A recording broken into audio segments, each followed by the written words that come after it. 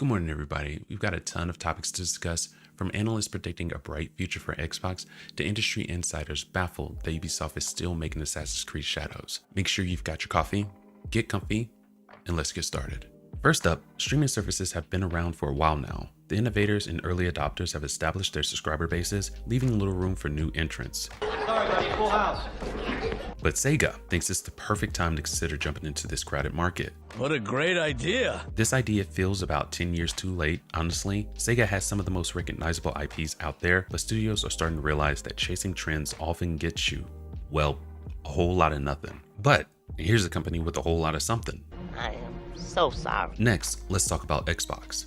They had a rocky start last year, but analysts are now predicting a bright future. After spending a whopping $69 billion, nice, with no apparent strategy, it finally feels like a plan is coming into focus. What they're cooking up could genuinely be a game changer, potentially transforming how we play video games in the future. Now let's move on to a company who seems to be squandering their future.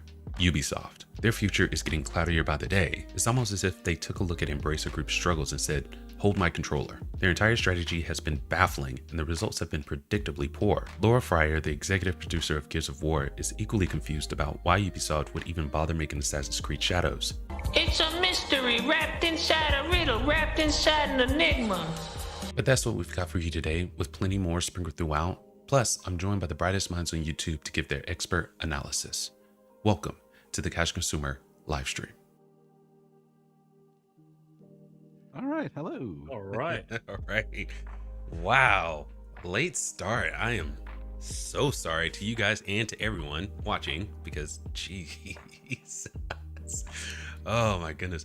But welcome to the Cash Consumer live stream. We've got a couple funny funny articles to go through. We talked about a little bit backstage, but happy new year to everyone. This is the first video back in 2025. It feels Happy New Year. Not very different. I guess hold on to your butts. It could get a whole lot worse. You know. Shoot, man. It's cold. Yes. Well, That yeah. much I can tell you. Yeah. It's very cold. Actually, Oh, yeah. you know what's cold? How that? you treated Ubisoft in that intro. That was cold. Not out of line at all, but just cold. Did you? Okay. I'm proud of the fact that I was like, I gave Embracer a break this time. It's like they saw Embracer and thought, hold my controller. I was like, yes, yes. It's a way to dig at him and give him, kind of a olive branch, I guess.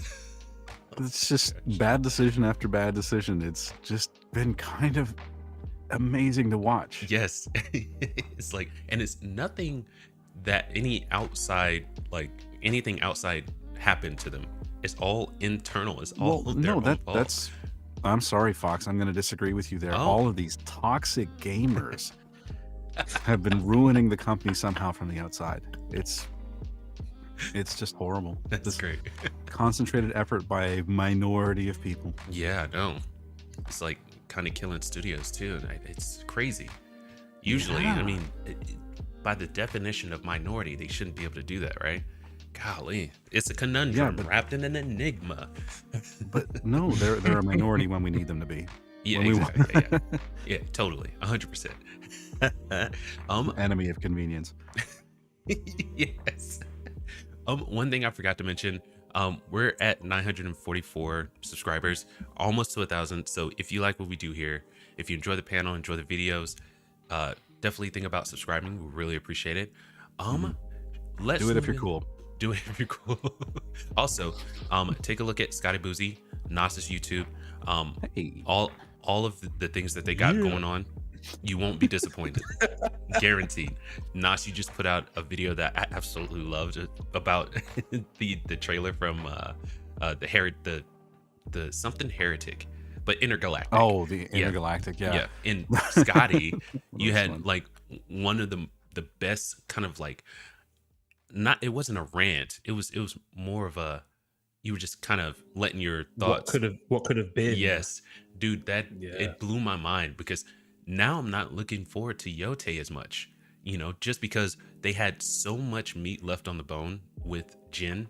They just could have made a second game of that, and if whatever they wanted to do after that, I would have been super happy. But missing out on the conflict between Jin and his uncle and the Shogun. Yeah, him, you know, with the samurai and with the you know, with Jin, I think that would have been way more compelling than whatever they're going to now with the female protagonist. Nothing against her. I'm super excited about it. Yeah, but not at all. No, just blank not slate that excited. you know nothing about her. Exactly. Yeah, exactly. Whereas with a sequel, direct sequel to Ghost of Tsushima, all right, not knowing what the sales would be or could be, but it's likely that probably would have sold more because it has a story. We know what we're getting. Yeah. This game is completely new, and it might be successful. We don't know. Oh yeah. And it might be great. Yeah. We don't know. But yeah, it just would have been good to follow up on that. Yep. But who knows? It might happen in the future. Who knows? Yeah, that's Who true. knows? Maybe. That could happen. I'm hoping, but nothing they do now will ever be as good as what they could have done with Jin and his uncle. That's I'm sorry, but that nothing they do now is going to be that compelling because their conflict now is just so ripe for conflict. It's just insane. Nothing they do with Yotei is going to be as compelling. I feel like I might be wrong. Definitely leave it in the comments if you think I'm wrong, for sure. You know, tell me how stupid I am, but I just don't see it. Well, Don't doubt yourself. No, it's fine. again, it's hard to say. I'm not defending it, but you just don't know. You don't know how the story's going to go. There's so little to go on Exactly. compared to the known commodity that is Ghost of Tsushima. So 100%. All right. maintain an open mind as best you can, I guess. Yeah, but kind of have to. You're probably right. Loki. Oh my gosh. Oh, Happy yeah. New Year, gamer. We got Gigi in Is the. he on already? What's he said? Yeah. What's he said? So, Oh, he's talking about, I think, what's her name? Erika Ishii. yeah. She's kind of The lead actress on yeah, what Yotei. else? Controversial activist type people. Yeah. Same with like Oh, Angel really? Acting. Yeah. Yeah. Oh, I didn't know that. Okay. It's like See, it strikes again. I don't mind some girl power because you know Tomb Raider's freaking dope. You know what I mean? It's freaking awesome. But in this day and age, it's a red flag nowadays. You know, it's a red flag. It's a tick box exercise, isn't it? Or check box exercise. I feel like It's just not annoying. organic. Yeah, I it's not feel like if organic. she would have done this in the 90s, we wouldn't have batted an eye. You know, oh, it's girls time, and all this and all that. Yeah. Tomb Raider drops, and it's like, heck yeah, you know. But nowadays, it's just like, okay, enough, enough. We've been, you know, beaten over the head with this stuff like constantly for the past like 5 to 10 years. Enough. Can we get back to just normal now? Normal, please. And they will continue to do it. They will continue to beat. Yeah. But let's get into something that's way more fun. Well, fun, I guess funny. But apparently, the designer on Metal Gear, he came out and said he pays special attention to this one area because gamers are going to be seeing it a lot. So let's get over to that real quick. Totally forgot I had this set up. Yay me. We're starting at Gamers Radar. This is being pinned by Alex Raisbeck. Metal Gear Solid's former art director once said he spends a lot of time fussing over the details of the character's backside, since that's the side of the player side the player sees most in game.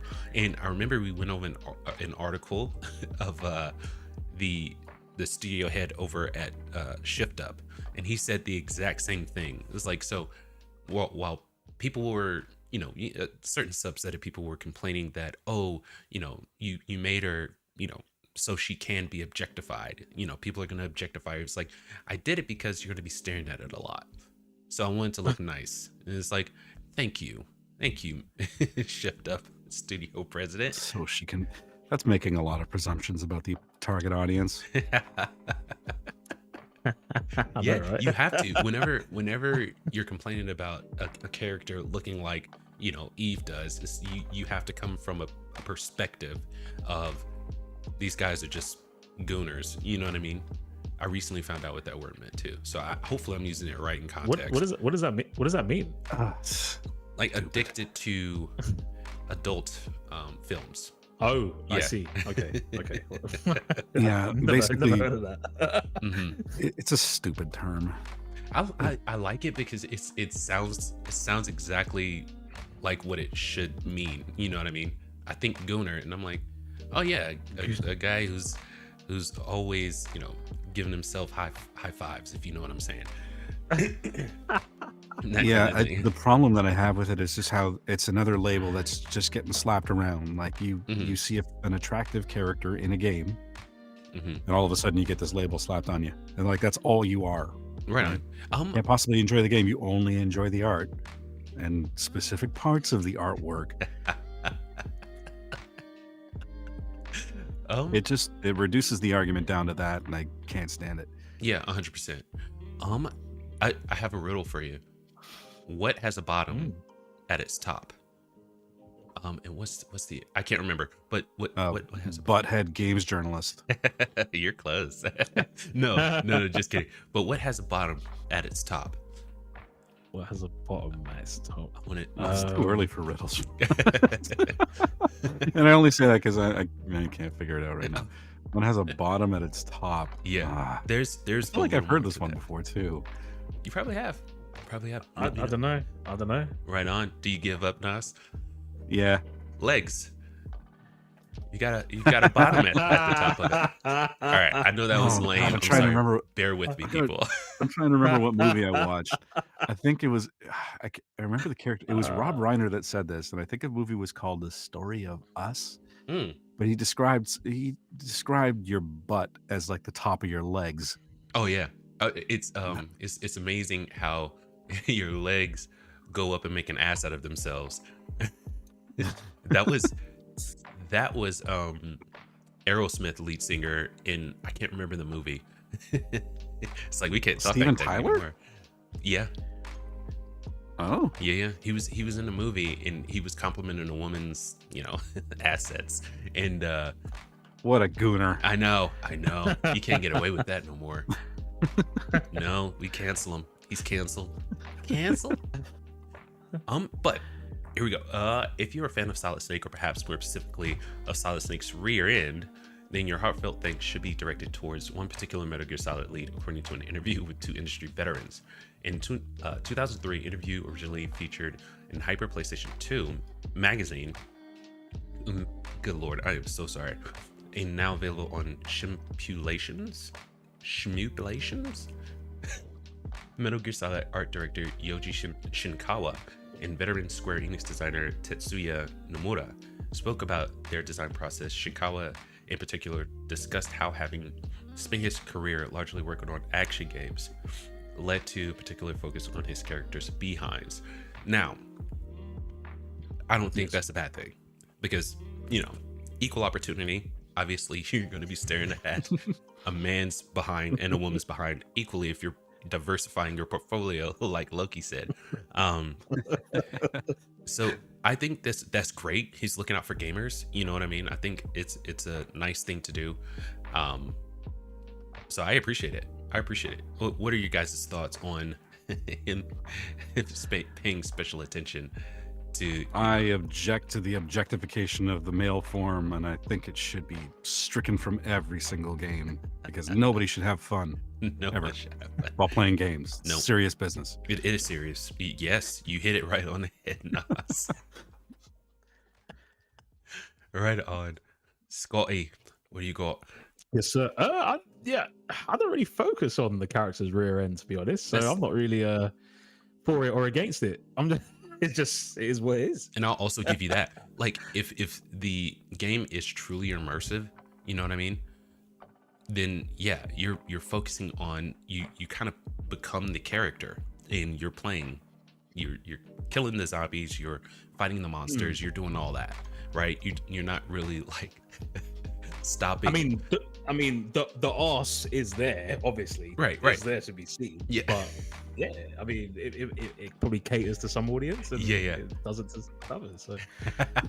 if you're, I mean, if you're playing the game for the reason that you want to look at the character model, fine, Yeah, whatever. that's also fine, yeah. That's your choice. You're Yeah. buying the Do you? game, Yeah. then that's your choice. Yeah. I just don't think you should treat everybody the same way because you feel a certain way about the character's model. Yes, 100%. Yeah. Paint everybody with the same damn brush. I mean, you can, but you look like a bloody fool. And I don't Stellar Blade, I don't think won any.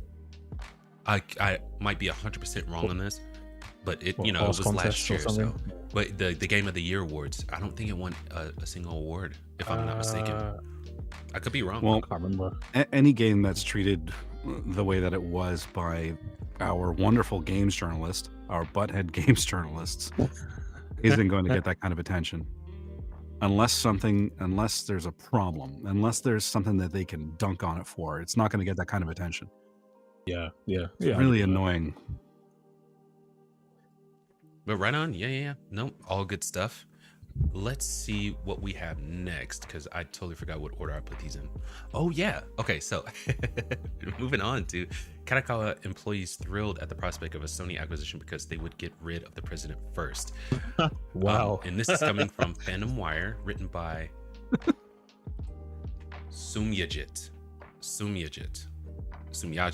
I'm not sure, but What? that is, I don't know. That it might be, I don't know what that is. I did Sumi Ajit. Okay. Yeah, it's one word. I don't know.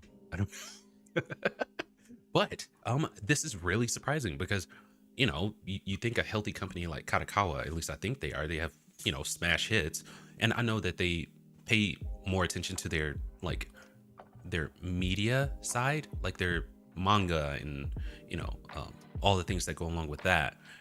But I mean, they're doing really, really well as far as Elden Ring, even the DLC.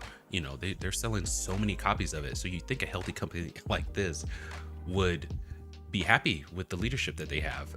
But let's get into exactly. This is actually, it's a funny article.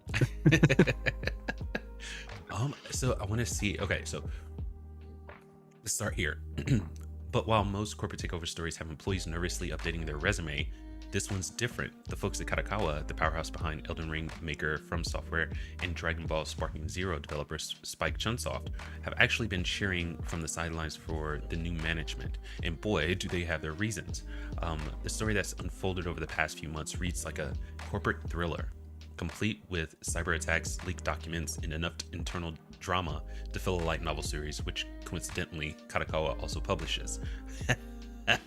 I do like those little tidbits. That's kind of funny. The first hints of trouble surfaced when Sony's interest in acquiring Kadokawa became public knowledge in October. But instead of the usual fears about corporate restructuring, something unexpected has been happening behind the scenes. A veteran Kadokawa employee speaking anonymously to Bunshun magazine revealed the enthusiasm wasn't just about potential new opportunities. The same employee went on to explain the root cause of the unusual sentiment.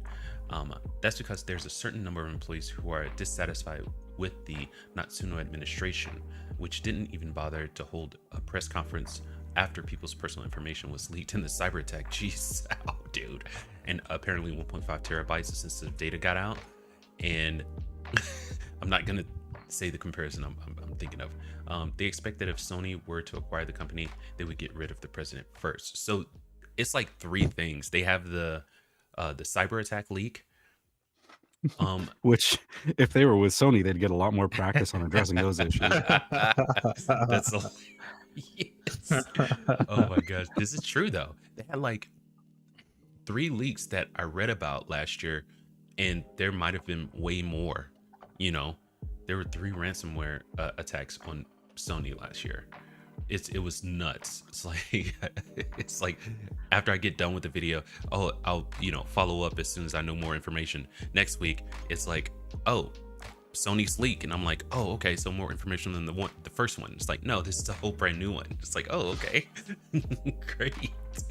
Freaking awesome. I almost want to just remind the Kadokawa employees, like, you do realize that Sony's not very good at handling leaks, right?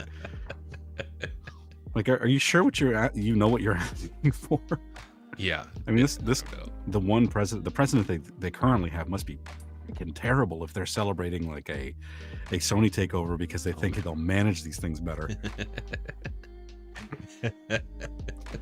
Oh my gosh. Let's see. Oh well, yeah. Oh, okay. So they get into like the perspective of how this will affect gamers, but that's like the only example they gave. But oh my gosh. Must be a really bad president. Yeah. Gotta be. The president's spectacle of employees openly rooting for the company's acquisition speaks volumes about the deteriorating relationship between Kadokawa's workforce and its leadership since Natsuno's appointment in June 2021. As winter approached, however, both companies had something entirely different. I guess they only give the one example. I'm gonna dig deeper into this, but yeah. But here, still only since 2021, and they already feel this way. That's it's happened quick. It happened quick, man. He's like, he must have came through and just rubbed everyone the wrong way. Maybe super fast. Good night. For gaming fans worried about their favorite franchises, this means From Software and Spike Chunsoft will maintain their independence while potentially benefiting from Sony's resources and global reach. It's like getting the best of both worlds, assuming the partnership works as intended. Very true. I'm still waiting on information on Power World and Sony, how their partnership's going to work out, because with the lawsuit against Power World, in the last trailer that they had, they didn't have any catching of monsters. So I wonder. Oh, was that their thing? Yeah. They. Oh, so it was like Pokemon, wasn't it? Yeah. Yeah. Right. But apparently Pokemon patented throwing of the ball and catching a monster in the ball. So they patented that. And again, it's so funny. Yeah, we talked about this like a few weeks ago. I didn't know they caught monsters though. I just assumed the models look the same and the characters all look the same. I don't know what the names are. I imagine they're similar as well. Are there 150 like the original Pokemon? Like I don't know. So you can see why there's probably a lawsuit.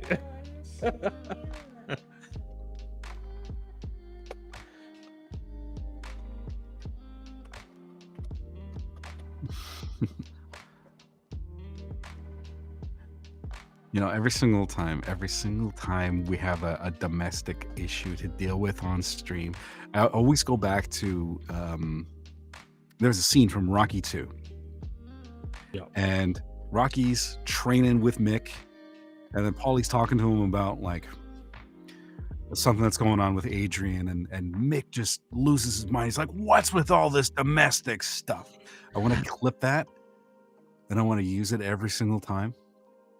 Yeah, that's not a bad shout. I've not seen Rocky. That's on my to-do list. Come on, I know man. all of them. I know all of them. It's more embarrassing. I've seen not all of them. I've seen Creed before I've seen Rocky. Buddy. I know. Right on. How have you seen Creed and you haven't seen a single Rocky movie? I know. Yeah. I know. Loki says watch the first one. I disagree. Watch 1, 2, 3, and 6. Right on. Okay. Maybe 4. Wow. What? Completely skip 4, 5, and 4 is basically Rocky versus the Soviet Union. If he dies, he dies. Yes. Or no, that's German. Sorry. No. He's Russian. Yeah. Oh, was he? Oh, no way. Dolph Lundgren. Yeah. Sorry. Drago. Yes. So watch 1, 2. Well, 1 and 2 are basically they're one movie, but it was just split up into 2. Yeah. Right. 3's got Clubber Lang, who's Mr. T. 4 is 4 isn't my favorite. I don't really care for 4. 5, don't bother. And then 6, which is Rocky Balboa, which is a retired Rocky, and it's basically the original movie all over again. But it's so nice, and they brought everybody back for Rocky Balboa. There's one actor, the fight in the very beginning of Rocky 1, where he's fighting some nobody named Spider Rico. They bring that guy back for Rocky Balboa, and he's just washing dishes in Rocky's kitchen for his restaurant. And I'm like, why would you bring this one guy back? And I looked up, I'm curious. I'm gonna go to his IMDb, and I'm curious here. The guy has 2 acting credits, Rocky and Rocky Balboa. Other than that, not a damn thing. But it feels like that's the kind of person that Sylvester Stallone is. You know what I mean? Because he had such humble beginnings, he's willing to like put it out on the line for, you know, guys like that. You know, he seems like such a cool dude. Yeah. Oh my goodness. So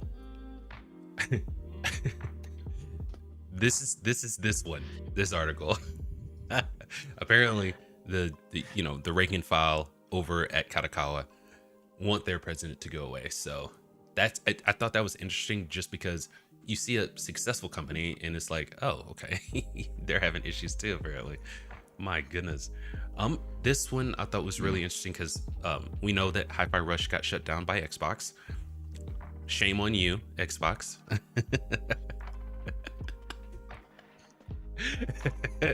So you got good news for them later. So I do. Yes, I do. But they got bought up by Krafton, and they've gone through a little bit of a name change, right? So now they're not Tango Gameworks anymore. They're, where is it? Here it is. They're Tango Gameworks Inc. So yay. It's almost unrecognizable. I know. Goodness gracious. So, but we like Tango Gameworks. They did really, really good. Matt Booty, he really showed his booty whenever he said that after, you know, trashing Tango, well, not trashing them, but after letting them go, he was like, oh, we need more smaller titles to win awards. It's like, that's exactly what you had in Tango Gameworks. But anyway, now they're at Krafton. I think there are talks of Hi-Fi Rush 2 coming, and who knows, that the sky's the limit for these guys now. They can come out with your beloved titles now, you know. So if what they're saying is true, and I hope it is, for the sake of fans of the original game, it sounds like they're not expecting these games to make money. Whoa, okay, that's a good expectation to have. They're basically like, they're fine if they want to make their money, if they make the production cost back, right? But they're not expecting these games to make money. I'm not laughing because I think that they won't. I'm laughing because, you know, Xbox could have totally done that. You know what I mean? $3 trillion company. You know, you could have totally sat in a pocket and just released these smaller but amazing games. Probably make a profit off of them. But if they, you know, fumbled 1, fumbled 2, you could be like, that's all right. Keep doing what you're doing. I know you have the potential to make great work. That's what they should have done. But they gave it up to Krafton, which I'm sure they're not losing any sleep about it. But the backlash was swift and heavy, though. So, you know, I mean, it really masked off Microsoft or Xbox, and really showed Phil Spencer is just not your gamer bro. He's a businessman, and he will cut you know, good studios like Tango Gameworks. You know, it's sad to see, but I mean, this is a fairy tale ending if I ever did see one. You know what I mean? I don't know about that. I'm too skeptical to say that. I'd like to think it is. I'd like to think that, Microsoft and Xbox in general were just so mean to Hi-Fi Rush and didn't want to realize the potential with them, and then they just threw them to the curb. And then good old Krafton, the good witch of the East, Krafton or whatever, picked them up and said, no, you're still okay. You can make more games. But really, it's either about expanding a portfolio or seeing a potential to make money. They've said they're not expecting them to, which who knows if that's true or not. Could be mining the IP for something else. Maybe 100%. something else, live service. Who knows? Oh, jeez. But I just, it's hard to trust executives to tell you the truth. Oh yeah, 100%. Yeah, and the thing is, as well, maybe Xbox just didn't see value in this, possibly, and everyone has different visions. Yeah, 100%. Yeah. We'll find out if they have dropped the ball as this progresses. Because, you know, imagine if this is a massive success and then all of a sudden they want to buy it back. That'll be a funny story, wouldn't it? Yeah. No, that's not going to happen. Yeah. I don't see that happening. It's like, you know, if companies listen to customers all the time, they would go bankrupt. right? I'm sure they knew exactly what they were doing. I'm sure this for whatever rhyme or reason is doing exactly what they wanted it to do. So,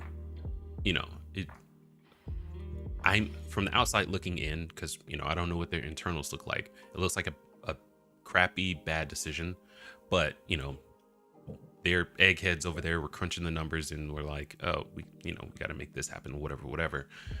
So yeah, but I'll just reiterate, is like, if any company just listened to whatever their customer said, they would probably go bankrupt, because it's just so many different points of view that you'll be pulled in so many different directions, you won't get anything done. Anywho's it's we're to Knoss's favorite executive. Oh boy. And this is coming from Jason Deegan. I am not familiar with this at all. Being pinned by Smith Noah. It's criminal. A former PlayStation boss angrily criticizes a specific trend in the gaming industry. As soon as I saw the headline, a former PlayStation executive, I'm like, oh, I bet I know who this is. Because it's like Shawn Layden. Every article, if they say they lead out former PlayStation executive, it's going to be Shawn Layden. You just know it is. Yeah. And then my next thought is, why is he talking now? What is he trying to accomplish? But what's funny is, with him talking about consolidation, because that's what this article pretty much is about, in preserving games. He's attached to a company that has consolidated a lot. He's have sucked up a lot of companies. That's what you mean, Tencent companies?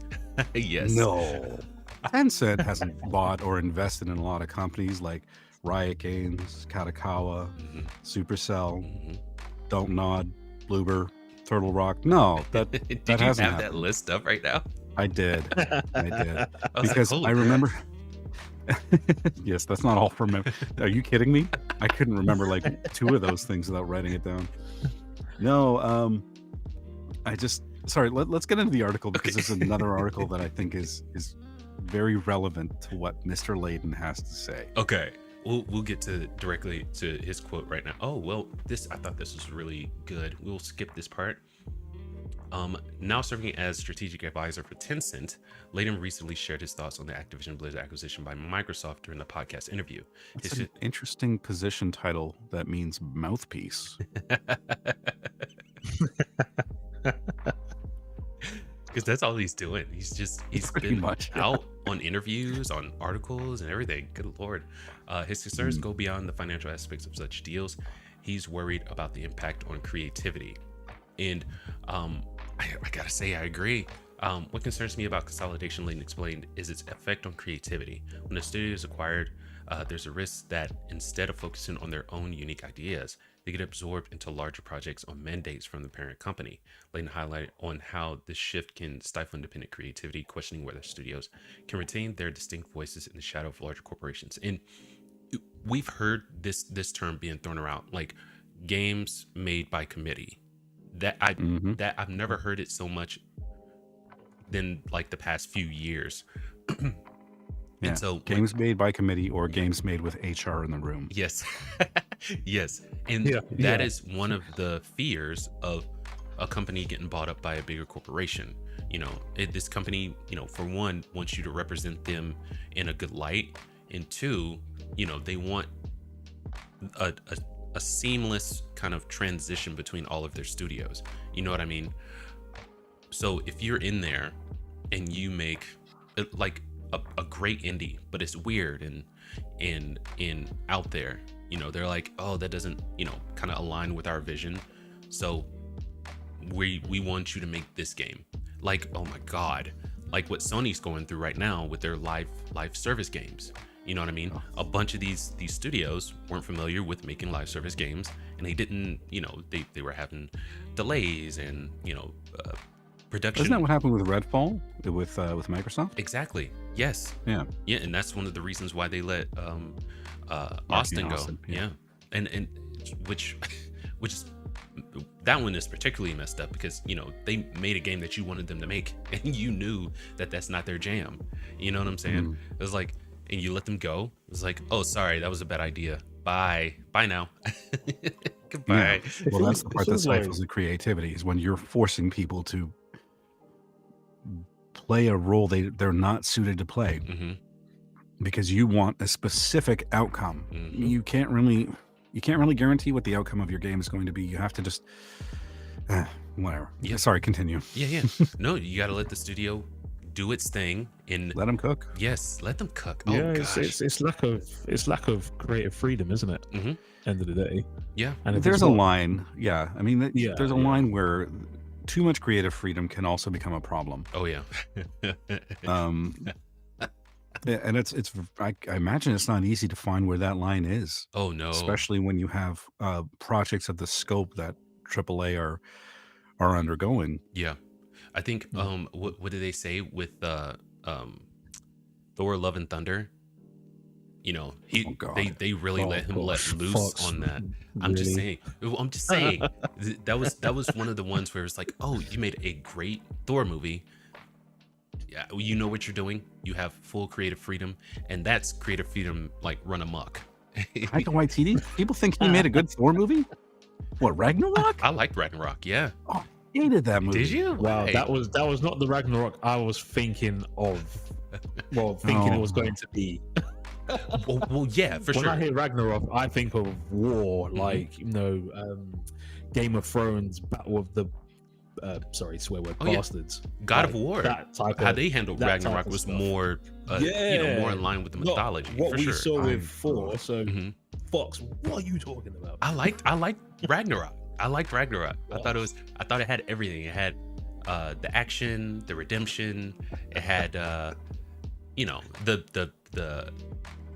insurmountable bad guy. You know, the protagonist, like, kind of realizing that he's not as strong and he has to figure out another way to take care of this antagonist at great cost to him and his people. I thought it was great. Was that hold on? Is that the antagonist with Christian Bale? No. That was Love and was Thunder. Love this and one Thunder. was Yeah, Christine 'cause Blanchett. Yes. Because they wasted that villain. They wasted they did. that villain completely. Oh, it was horrible. Yeah. It was No, horrible. this was Thor's sister. What was her name? Hera? Hella. Right. Hela, yeah. Mhm. But she looked like she had that black gown, black and green with the horns. Oh, She I looked loved it. great. Oh my god. I thought she was like, I actually kind of liked her in that role. I just could not stand Thor himself. I thought the way that he was directed to play that, I don't know, it just really pissed me off. Like every Mhm. single moment you have to have comedy right after to undercut it. Like, come on. I have to give you that. The first Thor was like more. It had less of the comedy more stuff in grounded. it. Yeah. Yeah. Like there was still comedy moments in there, like when they're when him and I can't remember the character's name, Eric Selvig, I think, when they're going drinking, for example, or when Thor's in the restaurant, he's like, "Coffee, I like this drink," and he smashes the cup on the ground. Yes. That's what he would do, right? It's Yeah. it's a bit of a Yeah. fish out of water thing. So that comedy works, but he's Mhm. cracking jokes like immediately in Thor Ragnarok when he's spinning around on that chain. Mhm. Like, come on, can you show me a little bit of the serious, grounded Thor from the first movie, Yeah. please? Yeah, they got out of pocket. Yeah. And they never returned to pocket. And I understand that a lot of people liked Ragnarok, and because usually every single time the subject comes up and I tell people I really didn't like that movie, they're like, really? Why? And it's mainly because of that. And it's a personal reason, I know, but that's my reason. And I did not want to watch Love and Thunder, and I'm glad I didn't. I did. I had to see it. I had to see, and everything, all of it was right. And dude, oh my god, the one part where I knew it was just going to be a train wreck is when he was doing the splits to stop the space speeders. I was like, oh, this is trash. Oh, the rest of this is just not looking good. It was, oh my gosh. It's like when you know a movie's going to be bad, you can see it. It's like you can pinpoint a specific time in that movie. It was like, oh yeah, oh, we're in for a disgusting ride. I got to think that put a raincoat on for this. I agree with you. I think those points happen earlier for different people, though. They Yeah. happen really early for me Yeah. because I'm looking for something to just be like, okay, I'm very cautious about what I'm watching. You're not going to waste my time, are you? Because as soon as you do, I'm out. I'm out. I got better things to do than watch this crap. Pull that ripcord. I'm out. Yeah. Yep. Right on. What were we talking about?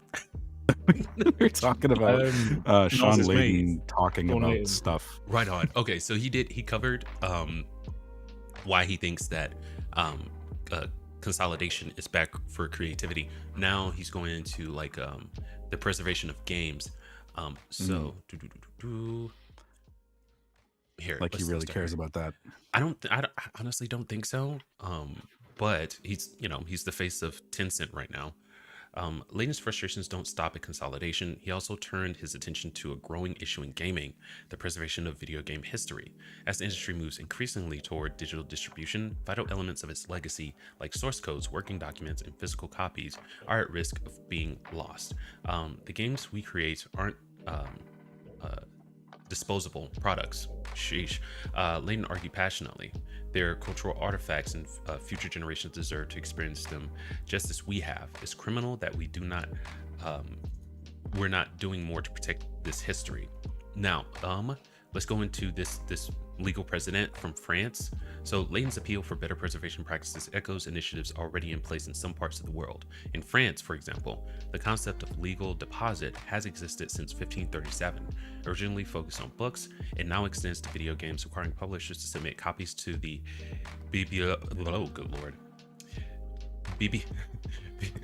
Oh, what's that word? Oh, that's in French, though, isn't it? Bibliothèque Nationale Bibliothèque de Nationale France. de France. De France, for archival purposes. Okay, so I recently started like trying to learn French. Like I call my youngest son Petit Monsieur. So I've been trying to get my French going, but oh my gosh, their words, I think it's the most beautiful language on earth. I love French so much, man. Oui, monsieur. Oui. Oui. The BNF. I mean, there's different, because lots of countries that speak French, but there's a vast difference between the French that you hear in Quebec, yeah, versus the French that you hear in France. And I'm sure that there's so many different dialects within France itself, but oh yeah. Quebec French just sounds, it just doesn't sound I don't want to crap on it, but it sounds very slangy. I don't know how to describe it. But French, yeah, it's beautiful. Knoss, do you What? speak French? A bit. I'm not going to speak it if you ask me to, though. Okay, all right. Well, it was interesting because so I'm part Mauritian and they speak French, but it's Creole, which is broken French. Yes. Oh, Yes. Yeah. So it's kind of similar to what Nas said. So Yeah. our French isn't like France's French; it's more like slang. Yeah. Freaking there's in Louisiana on this side, Creole is a full language they speak in Louisiana, and it is right. it's like country fried French, and I love it so Okay, much. okay. I love Creole, dude. is that the same as patois? That's why. No. Well, Okay. I say no. Someone's going to tell me off base here. So you're wrong. but I believe it. Where you at? Oh, it's- I'm just kidding. Is there a man in the chair? Yeah, I know, right? That's what we're running Yes. on. Hey guys, remember when we said we don't get off track when it's just the guys? I Oh know. yes, yeah. Yeah. No, it's funny. That's I'm so keeping track of bad. everything. I'm keeping track of everything. It's so, Literally so everything. I was so wrong. How could I We're have gonna been have so fun wrong? with the clips later. Yeah.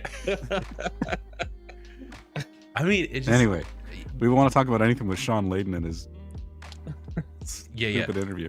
I do want to ask you guys a question, right? So, Yes. okay, well, I'm going to make a couple statements here. One, digital games should not cost as much as physical games, period. Mhm. Because there's no manufacturing in there.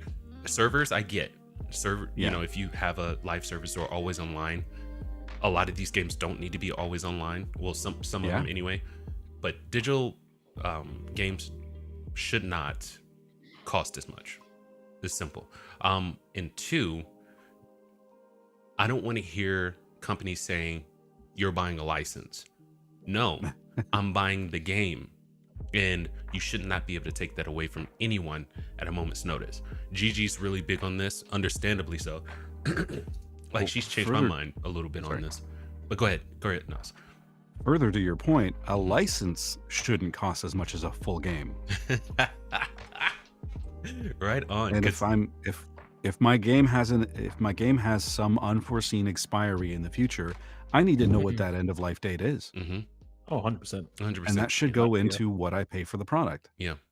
I've been saying that for a while. Like, why didn't the Crew have an expiry date on it?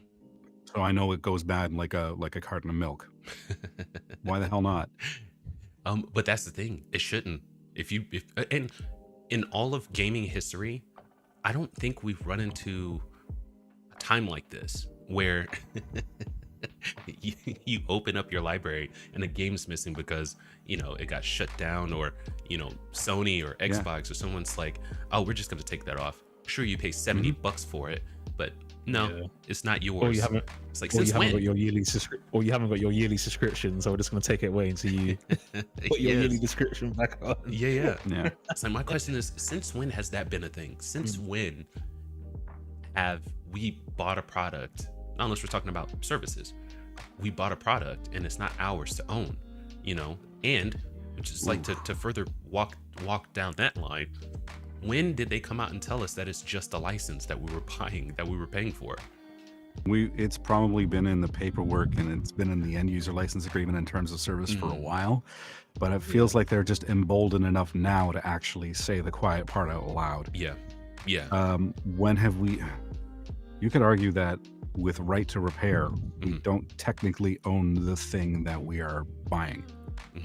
Like, if you can't easily find the documentation and parts to repair, say, an iPad, you don't own it, as far as I'm concerned. If you have to go back to the manufacturer to get it repaired, otherwise you're breaking some law, like with John Deere and their freaking tractors, for example, you have to have that repaired by John Deere. You can't have it repaired by a third party, apparently. That I don't feel like I own it then. I feel like I am just leasing or renting or borrowing this product. It's not actually mine. Yeah. I can see where you're going with that. Yeah.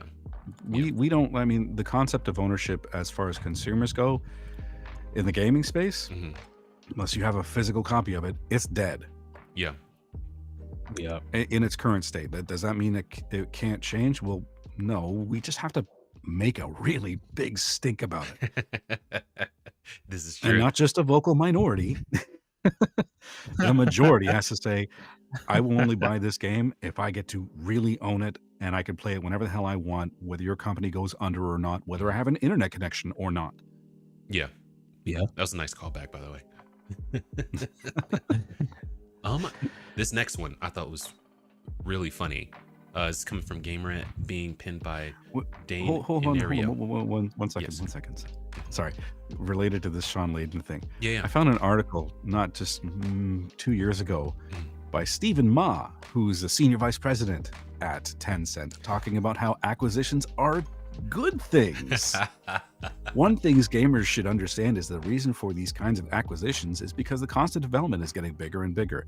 Activision might have been a special case, but a lot of studio acquisitions happen because if you want to make great games that are innovative, games that have high quality, the development cost could be $100 million, $200 million, $300 million. Small studios can't afford this. They need support from big companies, the big platforms. That's why these deals happen. I feel like the results are clear. We get more games with high quality. That's good for gamers.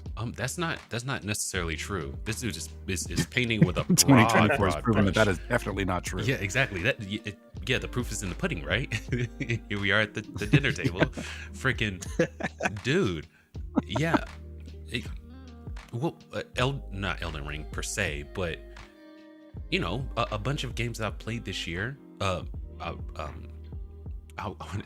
gonna say Revenant, but that's not it. It's the John DBZ. Oh, Revita. Yes, I wasn't gonna remember that, but I pumped like 55 hours into this in like within the last week or whatever, because it just grabbed me out of nowhere, and one of the best games that I've played. It's the replayability is incredible. Oh yeah, it's out of this world. It's like 1 in a million when it comes to replayability. It's great. But you know, what these studios need to, especially these big ones, more money doesn't make better games. And on top of that, it, dissolves studios, because if you're making crappy games for $200 million a pop, you can't, that's not going to last long. You know what I mean? You're betting the farm on it. And if you've got Yeah. people that are making games that are not either not interested in making a good game, or they just want to see themselves and just self-insert and all that crap, then yeah, your studio is going to go under. There's going to be layoffs, and then they'll blame everybody for not buying the game. 100%. It's such a 100%. stupid routine. 100%. I just can't believe the higher ups who actually blame people for not buying games for games that are not great. I know. That's so hilarious. It's just I think Nas's favorite word, accountability. You know what I mean? It's just literally just, you're not being accountable for your actions, your decisions. You're saying, you know what, it's their fault. Yeah. You wouldn't think somebody at that level would be so bloody tone deaf, but I keep remembering that not everybody's good at their job. Yeah. And for, it's like for these CEOs that the motive used to be make money, make the arrow go up. A lot of the stuff that they allow out of these studios is absolutely insane. Like, it was Laura Fryer when she was talking about how, whenever she had issues, she said, thank God social media wasn't around whenever they were making Gears of War, right? But she was like, whenever she had an issue with someone, she would, just talk to them, and if they said something hurtful to her, she just let it go. It's about business. Yeah. You know what I mean? Yeah. She wouldn't go on professionalism. That too. And the fact that a person could see themselves as righteous while getting on like X or something, right? Attacking gamers, potentially like killing their studio, and think themselves still righteous after that is absolutely crazy to me.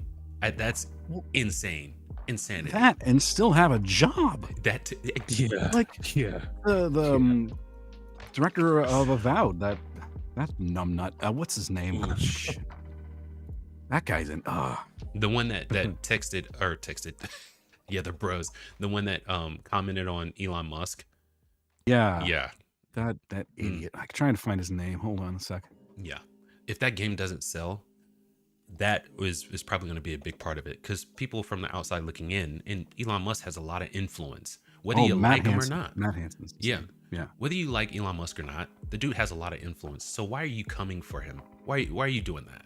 You're setting yourself up for absolute failure. So people who like Musk, which he has millions and millions of followers, they're not going to buy your game. Potentially they were, but you had to open your mouth. You had to do millions and millions of followers, and plus he controls a social media platform. Yeah.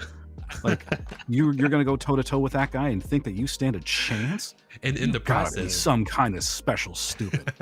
In the process, potentially killing your studio.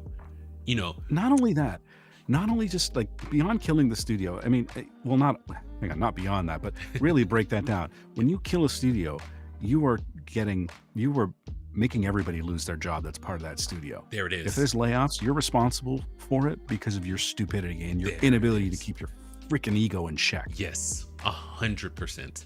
That's 100% correct. Because like you said, layoffs are going to happen. People have to feed their families. People have mortgages to pay. People, and now they got to dust off their resume and go look for somewhere where in an industry where people are laying off left and right. Okay. And you think that they're not thinking about these people. It's like, no, the message is more important. Yeah. So the people who are working with these loudmouths on X, you know that they don't care about you. They don't care if you have a mortgage or have to feed your family. They don't care about that. They don't care. Which is, it's, man, that kind of puts it in a whole new light. Like whenever these people open their mouth and attack fans, you know what I mean? It's like they don't care. They don't care. It's ridiculous. Well, it's crazy. Their priorities don't align with what their role is. Making money. You're making a good product that people want to play should be your priority. If it isn't, then what are you doing? Man, you're not in the right industry. Exactly. And you know what's really funny? That's why they have to attach these, recognizable IPs to them to get people to at least step through the door before they realize this is garbage. Yeah, and in a case like Avowed, there is no recognizable IP. This is a brand new product. Mm. And you're really taking a big risk by alienating any part of your audience. Yeah. Some might call it really stupid. Not us. We wouldn't do that. We wouldn't call it stupid. No, I'd probably use sharper language than that. But this is a family-friendly show, so I'm gonna keep that in under my hat for now. Right on. All right. Heck yeah, I think we're ready to move on. I'm not sure. Yeah, no, it's only a little bit left. We only got a few more articles. So this is coming from Gamer. Don't worry, we're good for time. Don't worry. Yeah, no. Walmart's still selling codes for PlayStation service that doesn't exist anymore. And this one, okay, so a gamer has discovered that Walmart is still selling a PlayStation Now gift card, even though the paid subscription service was discontinued years ago. Oh dear. And sorry, I shouldn't even laugh at that. Uh-oh. It's ridiculous. You can laugh at that. Wow. My daughter's sleeping over here. So what they're talking about is the PlayStation Now, and PlayStation Now has been wrapped up in like PlayStation Premium. Yeah. But they're still selling these cards. I just thought that was funny. You would think how does the code work? Apparently it still does. Like it still works. It's just it will give you PlayStation Plus, but not 1-to-1 because the price is different. Oh, so it's like it still technically default works. thing. Yeah, so it works, but just not in the model. Yeah, it's not. The thing I don't understand, people are surprised by this, that Walmart is selling products that, because I remember seeing, I can't remember, it's just some things I've seen online where Walmart is still selling like memory cards for PlayStation 1. Whoa! That's not a bad thing though. Well, and the thing is, it's still behind like those protected areas where you need a key to unlock it. And it's like this thing is incredibly old. Nobody's gonna want to buy this, and the price was still the original price too. Oh gosh! I wish I could find it. I remember those memory cards back in the day. Oh yeah. But yeah, I mean, as long as it still works, then I suppose. I mean, it's just hilarious more than anything. Like, it is kind of. I don't know. It's par for the course for Walmart. Like, I'm not surprised by it. Yeah, and what makes me Walmart's it's a shopping store in the States, right? Mm-hmm. Oh, they don't have them anywhere else. Well, I mean, no, so we have have like Canada, unfortunately, but yeah, we've got like, so our ones are like Asda and Sainsbury's, Tesco's. I don't know if you heard of those. I never have. Tesco, I've heard of. Yeah, dude, that's freaking nuts. I love that. I know, it's crazy. Oh so we don't have any Walmarts. The closest thing we have is probably like Popeyes. In truth, Popeyes. And that's only been here recently. Like the as in one? like as in America to UK type of. Gotcha. Yeah, we got the same thing as yours. It's just Popeyes, really. You guys, you got Popeyes restaurants now? Yeah. Recently, what were you guys doing for fried chicken before? Oh, we had KFC. Oh, that's pretty American. We have a place called Morley's. I don't know if you heard of Morley's. Where else? Sam's. We get 2 for 2. So like, you buy like a burger and chips, and you get the same thing again, like the same price. You love this one. These are like ghetto areas, isn't it? So. that sounds like Bojangles for us, man. Like fried chicken, you could get dirty rice. That's so Louisiana. Yeah. And biscuits and gravy and all that stuff. It's Bojangles. Oh my god. You guys don't have Mary Brown's down there, do you? In the States? No. It's just a Canadian thing, I think. Mary Brown's. But it's good. It's better than KFC. Okay. Oh, really? Oh, yeah. Right on. Ooh, that's a bold statement. You guys remember that episode of South Park? It's a bold statement, but it's a true statement. Oh. Fair enough. I wonder how they make they always on about their 16 herbs, spices. 11 herbs. 11 herbs and spices. But you remember that South Park episode where he was just eating the skins off of the Kentucky Fried Chicken, KFC? It's like, wish you could have had skin. This guy, dude, is so good though. Good on him. Good on him. Let's move on. Yeah, I think that was good. That was kind of like a footnote. Silly Walmart, silly PlayStation. That shouldn't be happening, but I get, sometimes things fall through the cracks, whatever. This is coming from TRG. I'm not familiar with this outlet. Did anybody buy the PlayStation Portal? Apparently so, with almost 2 million units sold so far. I think that is awesome. Not bad. I know. This is being pinned by Dashiell Wood. So this is in a rare moment of transparency from these big corporations. They're letting you know how many units were sold, and I think it was Circana. I think it was Circana that figured it up, but they weren't being they didn't keep it close to their chest this time. Like, how many Xbox Series X's and S's are out there? No idea, but we have an idea of how many subscribers are on Game Pass. Now that might be from the FTC, what happened with Microsoft, but we know that, but we don't know how many Xbox Series X's and S's are out there. It's around, I want to say 29 million, 30 million. All we know is about half of what PlayStation has. Well, all I'm saying is, that's a long way of saying, it's a rare moment of transparency that we actually have these numbers. So I think that's pretty good, especially what PlayStation was offering with the PlayStation Portal. It's just a way to play your PS5 remotely. You know what I mean? Mm-hmm. Not offering much. If you really wanted to game, you would go with a Steam Deck or a Rogue Ally, or something like that. But the fact that 2 million people bought this thing, I think that's impressive. That's pretty impressive. Well, okay. Actually, Loki was asking the same question that I was. Is that like how many they've actually sold units, customer in hand, or is that with just what they've sold to electronics retailers and so on and so That's forth? a very good point. Let's see if they kind of sparse that out. I didn't see that in the article, and I'm not sure if it was there and I just missed it or I didn't mention it. Right on. But as far as transparency goes, there's always a reason why some companies just suddenly become transparent. It's because they've got news they want to share. Yes, I have seen articles basically flying around that, the updates for the PlayStation Portal aren't done. So this could be coinciding with something like that. You know what I mean? According to data from market research from Circana, 3% of PS5 owners have picked up the PlayStation Portal as of late 2024. This isn't a huge amount to go off of. However, we do know that the PS5 has sold 65.5 million units globally. 3% of this figure equates to, and I guess that's Portals in hand, because they're going off of how many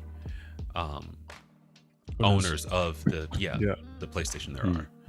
So maybe could be wrong, for sure. But this was kind of a huge gamble for them, because like I said, they weren't offering a lot with the Portal. You know what I mean? There are a bunch of dads that need to be able to game around the house. Because it makes sense. Well, I mean, when your wife wants to watch Bridgerton but you don't, then exactly. you just... But that's not a bad return though. Like, no, imagine 3% is equates to 2 million. That's how many were they anticipating? Crazy. Like, how many were they planning on selling, and how many were manufactured? Those details aren't in there. That's another thing I'm curious about. Like, if they have a bunch of dead stock, then 3 million may not, or 2 million may not be a great number. Right. Maybe a fantastic number. Yeah. If they've sold all of their stock, so you want to kind of see if it's broke even. Are did they meet their sales targets? Yeah, exactly. Is what I'm curious about. Yeah. And my thing is I think they kind of manufactured the hype for it by like limited stock. With the limited time only type strategies that they used, and with it going out of stock, in stock, out of stock so frequently, it was nuts the way that they did it. I think they kind of manufactured this themselves, the popularity of it. But yeah, especially it's such a stripped down thing that I'm surprised that they sold 2 million of these. I'm not gonna lie. Oh my gosh. But do I love my Portal? I do, because I'm able to play it around the house. But my situation is is different. You know what I mean? You know, you've got people whose kids are left the house. You've got people who don't have kids. You've got youngsters who don't have, you know, girlfriends living with them or wives or stuff like that. I don't. Maybe you just got a PlayStation with just one TV, and you don't want to have to move all your stuff around. I'll give you that one. Yeah. But the use case for this was so niche, I thought, you know, in my opinion. But they got 2 million of us to buy them. Now, I will say 2 million suckers if they're planning on coming out with a handheld, a true handheld, without it replacing the console.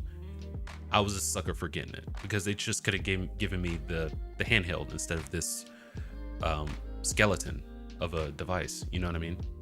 Like a proof of concept type of. Exactly. Let's see how this goes. Yes. Oh look, it sold 2 million. Let's start work on the other one. But I don't know. I mean, is that still rumors at this point, or like, do you know what I mean? We don't know. Like, I think it's still mobile rumors. unit? I think it's still rumors as far as. But this gives them. I think this does give them a useful data point to say that there may be some demand for it. 100%. Yeah. But I mean, natural evolution. Sorry, Fox. No, go ahead, Scotty. I was just gonna say, natural evolution is, you know, when a console comes out, there's a cycle, isn't there? Then the next console comes out. So you might get a new version of this, the PlayStation Port, where it might be in the next 4 or 5 years. Yeah. We don't know. It might have its own waves, because if consoles are now going to be handheld, they're going to have their own cycles, I would have thought. So yeah, very true. It might be inevitable. Very true. I would assume they'd last about as long as the Switch does, and the Switch turns out had really long legs, and I want to say it turned out to be the third best-selling console of all time. So they could have taken that as a data point and said, hey, let's get a handheld out there, you know. But it's just the fact that, you know, I maybe being a guinea pig, you know, it's like, oh, what about the 2 million people who, you know, were excited about this and you didn't let us know that they were coming out with a handheld? What about those guys? Whatever. Whatever, they're 2 million, whatever. Piss on them. But you know, I think my only challenge to that is if a new handheld comes out in the next year or so, yes, I would concur with what you're saying. But if it's in the next 4 or 5 years, I think that's probably part of the console cycle. Right on. That's the only thing I would say. I'll give you Even that. if it does come out, I mean, if it does come out and people are feeling burned because, you know, well, I wouldn't have gotten this if I'd have known. You could still do some sort of like buyback offer or something to smooth that out. Yeah, it's a pretty simple customer service gesture. Right. Either do a buyback or an upgrade, something like that. Trade-ins or something. I didn't even think about that part of it. Okay, if they do something like that, all is forgiven. For sure. It's customer service. Turns out is not that hard. I know. Shoot, people respond well to it. Come to find out, it's awesome.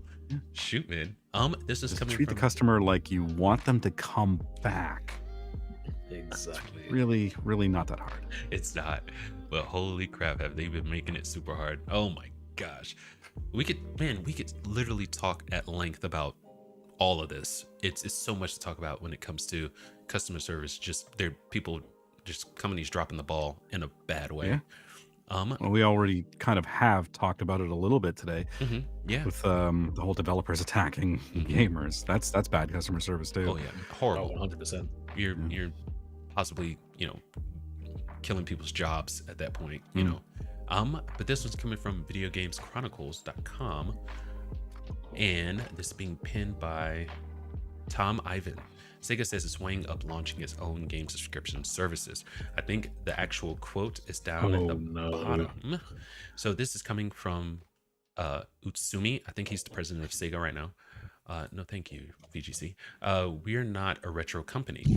Utsumi added, we really appreciate our legacy, we value it, but at the same time, we want to deliver something new, otherwise we'll become history. That's not what we're aiming for.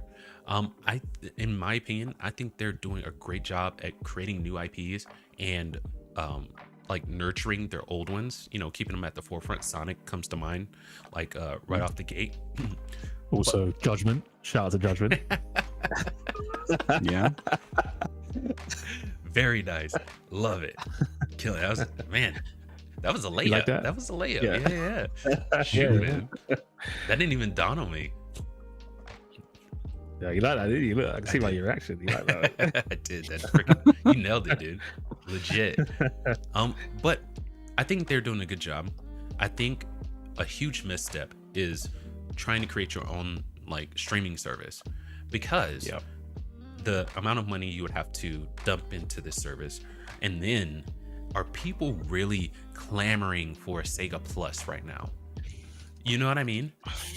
Yeah. No, I don't think so. The reception that I've seen from this is no, not another streaming service. Exactly. Yeah, 100%. Now, there's a way that, because Loki brings up another good point, and I said I wasn't going to say that anymore, but I lied. The credit where it's due. I mean, the man has some good points, but there's a lot of the games are on Game Pass already, and what if they created their own subservice and just licensed it themselves, but also have the whole package on Game Pass and PlayStation as well. So you can have Sega being its own separate thing, or you can, as part of Game Pass, also have access to Sega's platform. Yeah, they do something similar with EA. Right on. So I think EA latch onto Xbox, and I think they latch onto PlayStation now as well. Very cool. So if you have a subscription, you get discount on the EA game. Right on. See? So they could do something like that. Yeah. That's a good shout. I think if you're not a leading, like if you don't have a leading position in this space, it's better just to license your IP out to, you know, the ones that have the market cap or the market share. Because if you do that, it's only so many eyes you can capture from these big companies. And who knows if that's going to be enough to sustain your business. You know what I mean? And I don't think so. I don't think so. Having some money, even though it wouldn't be as much as you would get from your own platform, getting it from Game Pass, but having some money is better than having none. Yes. And Xbox knows this. That's why they're putting their, you know, their IPs on different, you know, platforms. It's like, because you can only stand to make more money. You can only stand to make more money by putting it on other platforms. I don't get this apprehension from, especially Sony, just from the top of mind. Nintendo, again, they're in their own lane. They're doing well. They're making their own games and all this and all that. They, you know, but for Sony to just completely shut the door, I mean, not completely, but with stipulations, you know, it feels like they are, you know, especially requiring people to have a PSN account. I think that's absolutely stupid to do. So they're not going full in. They're dipping their toe in, and it's like, bro, either do it or don't. You know what I mean? People aren't going to stand for this PSN thing, like going much longer. You know, going forward, you're gonna have to take that PSN stamp off of there, and really, you know, put your games on PC the right way. You know, you think so? I don't so. think that's changing anytime soon. I think they're just hoping that it blows over, and it may very well blow over. I don't think it will, especially with 180 countries not being able to access PSN. You know what I mean? That I don't think that data point's going to go away. And I'm less concerned about that than PlayStation, you know, requiring people that just want to play a freaking game to put eyes on their network. F you, dude. I don't want to be a part of your network. I just want to play this awesome game that you developed. Why are you doing that to me? You know what I mean? I think they're banking on most normies just not caring. I feel like, man, I don't know. You I might agree. be right. You may be right. Which I don't like. I don't want to say that. I don't want to feel that way. I'd much rather that, you know, they see the writing on the wall and figure, you know what, we're going to drop this PSN requirement. But I don't think that's going to happen. I think they're just too darn stubborn and just waiting for it to blow over. Yeah. I do think Sega's approach to having their own subscription service, I think subscription services is such a saturated market right now. We've seen it with, obviously, on TV. We've seen subscription services, they're around and then they're not around anymore. I think Sega would probably fall into that bucket or that category. And I don't mean that in a disrespectful way or anything like that, but like I don't think there's a need for it. I don't know if there's been queries for it, if fans have asked for it. I just saw the news and saw it as another one. That's all I thought. Yeah. It's unfortunate. I don't know who they have in their ear over there, but anyone that didn't come out and say, it's like, if it's I want to say it's Utsumi, it's sitting in the boardroom. It's like, I think we should start a subscription service, and everyone in unison saying, absolutely not. That is a stupid idea. It's like they practice this on their off days, and it just rang so loud in the room. Hey, Sega, why don't you make another console? Call it the Sega Uranus. Oh, damn. Oh, shit. Shots fired, bro. Oh no, not shots fired. I like Sega. I love Sega. They were my first console. That was a bird. And it was real. Oh, good lord. That's yeah. But I don't know why Dreamcast just came to mind when you said that. Yeah. if honestly, like, if Sega announced that they were going to make a console, I bet you there'd be quite a bit of excitement. Oh, they should do a handheld. Oh yeah, I'm all about handhelds now. Ooh. I'm all about it. They need to do it quickly before that market gets saturated as well. Yeah, it's there's getting obviously PlayStation, Nintendo's, Xbox are going to have one. Amazon. Was it Amazon? Did I see something about Amazon? Maybe I'm making it up. Well, it's the part of the whole. This is an Xbox. There's going to be a Game Pass. Whatever client for Fire TV, which is hilarious because that thing is so underpowered. But what's that other handheld device? What's it called? Like a Steam Deck or Rogue Ally? That's the one. Steam Deck. That's the one. Yeah, could work on that. I mean, you could just release all of your games on Steam. Which actually, hang on a second, because I think I'm just gonna do a little bit of research here. Yeah, because there's the Sega Mega Drive and Classics collection where you can actually buy individual Sega games. And I know this because I bought a game and I can't remember what the hell it was called. But you actually just get taken to a living room with a classic console. And you basically just have a game library, and whatever game that you purchase through Steam, you can take it, you can plug it into the console, and so on and so forth. What the hell did I buy?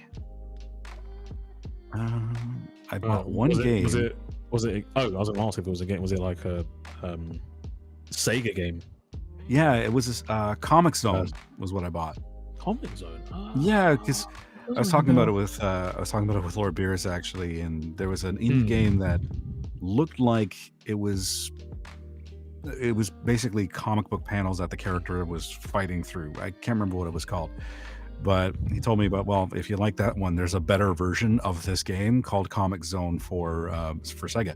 So I went on Steam and bought it for a couple bucks, and it came as part of the Sega Mega Drive and Genesis Classics. Oh shoot! Which has a whole bunch of Sega games that you can already do. So why they'd be talking about doing their own, I don't know. I think it's just an idea that they're floating, but I really would be surprised if it goes anywhere. Oh, let's hope it doesn't. But I hope what they don't do is lock those Sega games, like the one Nas just bought, for example. Let's hope they don't lock those games to this subscription service, so you can only play it through the subscription service. They'll seal their fate with that. Yeah, they'd be done for. They'd be done for. Yeah. I mean, I hope I'm not giving it any ideas, but like, it's like Netflix could probably do something like that. I mean, obviously, since they already have like their Netflix original stuff anyway. But if Netflix, let's say they were, like giving their IPs to other streaming services, if they were to say, no, you can only find this on Netflix, I think they would be able to get away with that. Because how many people have said, I'm getting rid of Netflix, I'm getting rid of it. They've raised the prices twice already, and they always come in back. They come back, you know. So they could get away with that. Sega, I don't think so. Go ahead, Knoss. Sorry. What consumers want is simplification and consolidation of their media, not further segmentation. Yes. Right? It drives me nuts when I can only watch season 1 or 2 of a show on one streaming service, and then to watch the rest I have to subscribe to another streaming service. That is just insane. Yeah. Why would I be okay with that? No. I want everything in the same place if at all possible. Yeah. Exactly. And I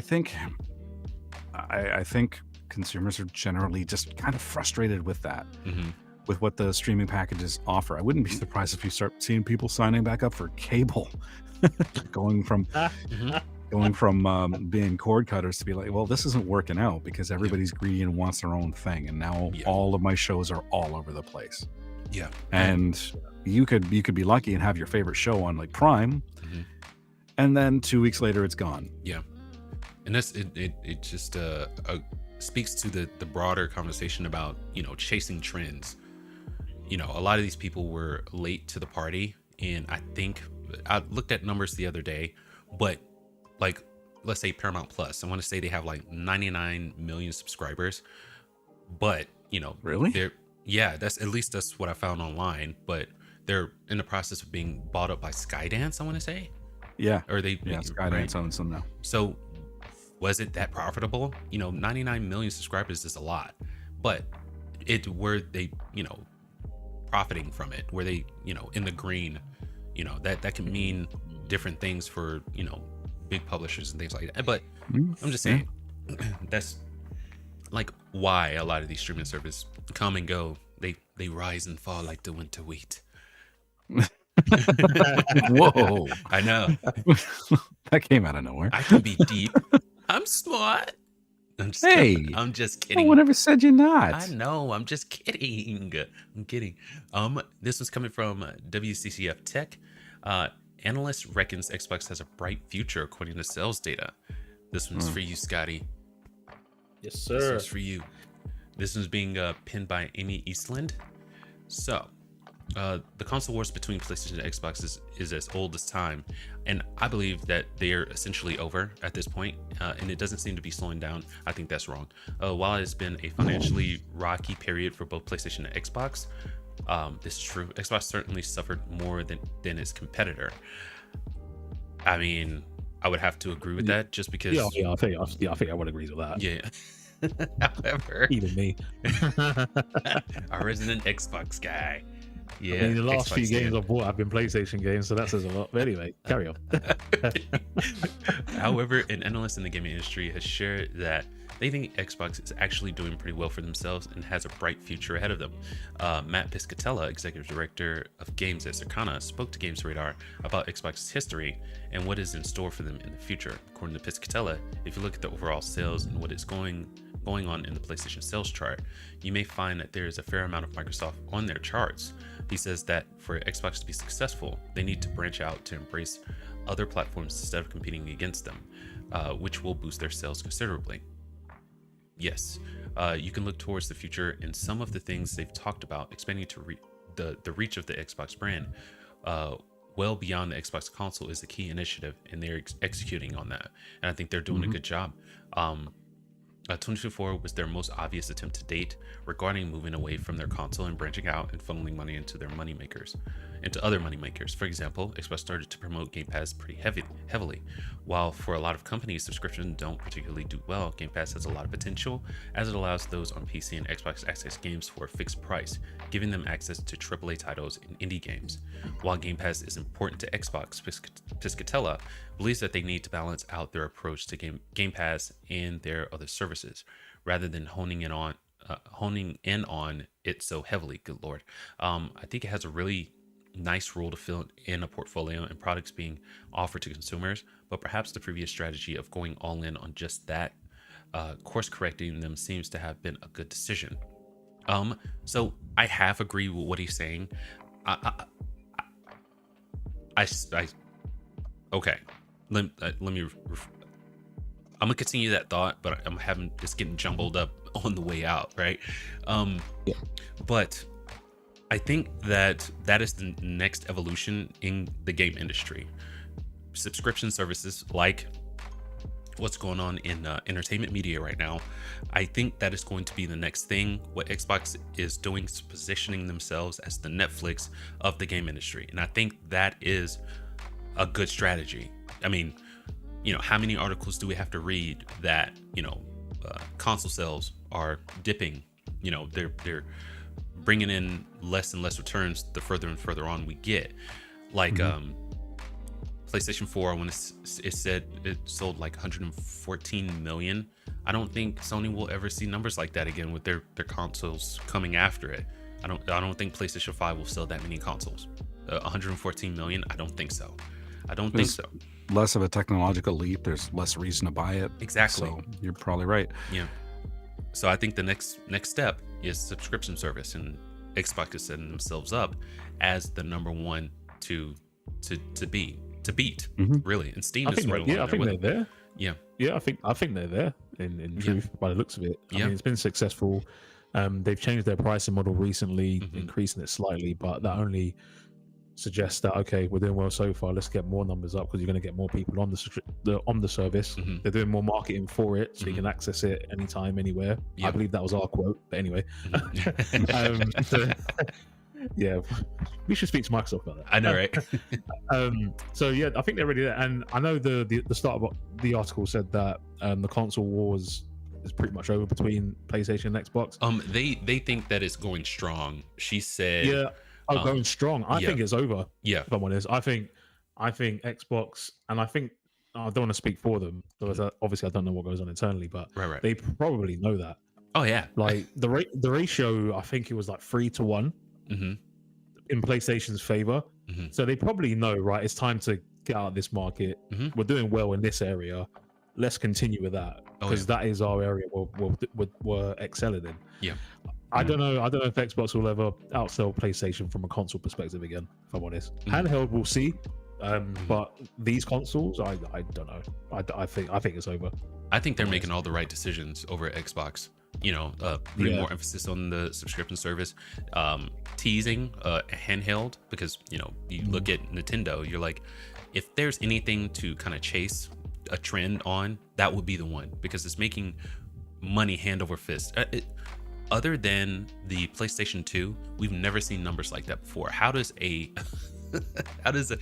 want to say last gen console hybrid almost knock the PlayStation 2 off of its pedestal?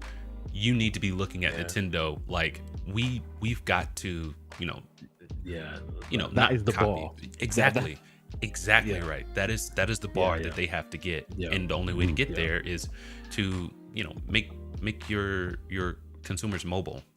Provide that last little bit of innovation. That flexibility as well. Yes. Yep. And I think that, in my opinion, if PlayStation, if they don't do something, I think they're going to be chasing Xbox in the next 10 years. It might happen before, but I feel firmly that in the next 10 years, Xbox will be at the top of the helm. I know people might disagree with that, and I'm a PlayStation fan. I'm a stand for PlayStation. I've owned one Xbox, and it's because I couldn't find a PlayStation 3. Okay. That is look, it's all coming out now. Right. So I'm saying this from the bottom of my heart. Sony, you really, for one, change the thing on the PSN. You need to change that and be more willing to put your IPs on other platforms, or you will be chasing Xbox in the next 10 years. I know it. But okay. I think we've talked about this at length many times, and I think one of the first shows that I was on with you guys, we talked about how Microsoft is not going to admit that they're out of the console market because they still have people buying consoles, and albeit not at the pace that I'm sure that they'd want, and they're buying physical copies of games to play on those. They'll tell everybody that they're out of the console market when everybody else already knows it. Exactly. They're not going to say it ahead of time because they still want to. They don't want to piss off the established customers that they have with consoles. Exactly. But I think you guys are right. I think they've been positioning themselves as not really giving up the game, but it's just not a game that they need to play anymore. Right. Yeah. And I think Sony is finally starting to realize that, oh, wait, they're out of this game. And they said this when they were launching the PS5s, that there's not really much console competition. And that wasn't a red flag to them, which it really ought to have been. Yes.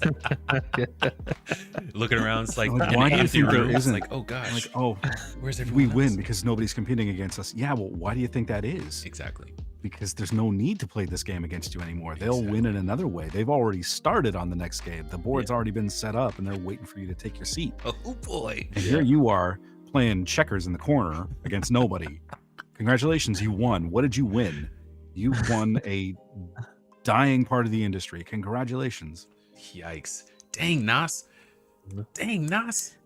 Goodness gracious. Oh my gosh. I couldn't have said it better myself. That's fantastic. He's not wrong. No. Not wrong at all. I think he's hitting the nail right on the head. It's the end of the era, isn't it? Like the console war era. All right, it's probably done now. A new era begins. Subscription services for gaming. Yeah.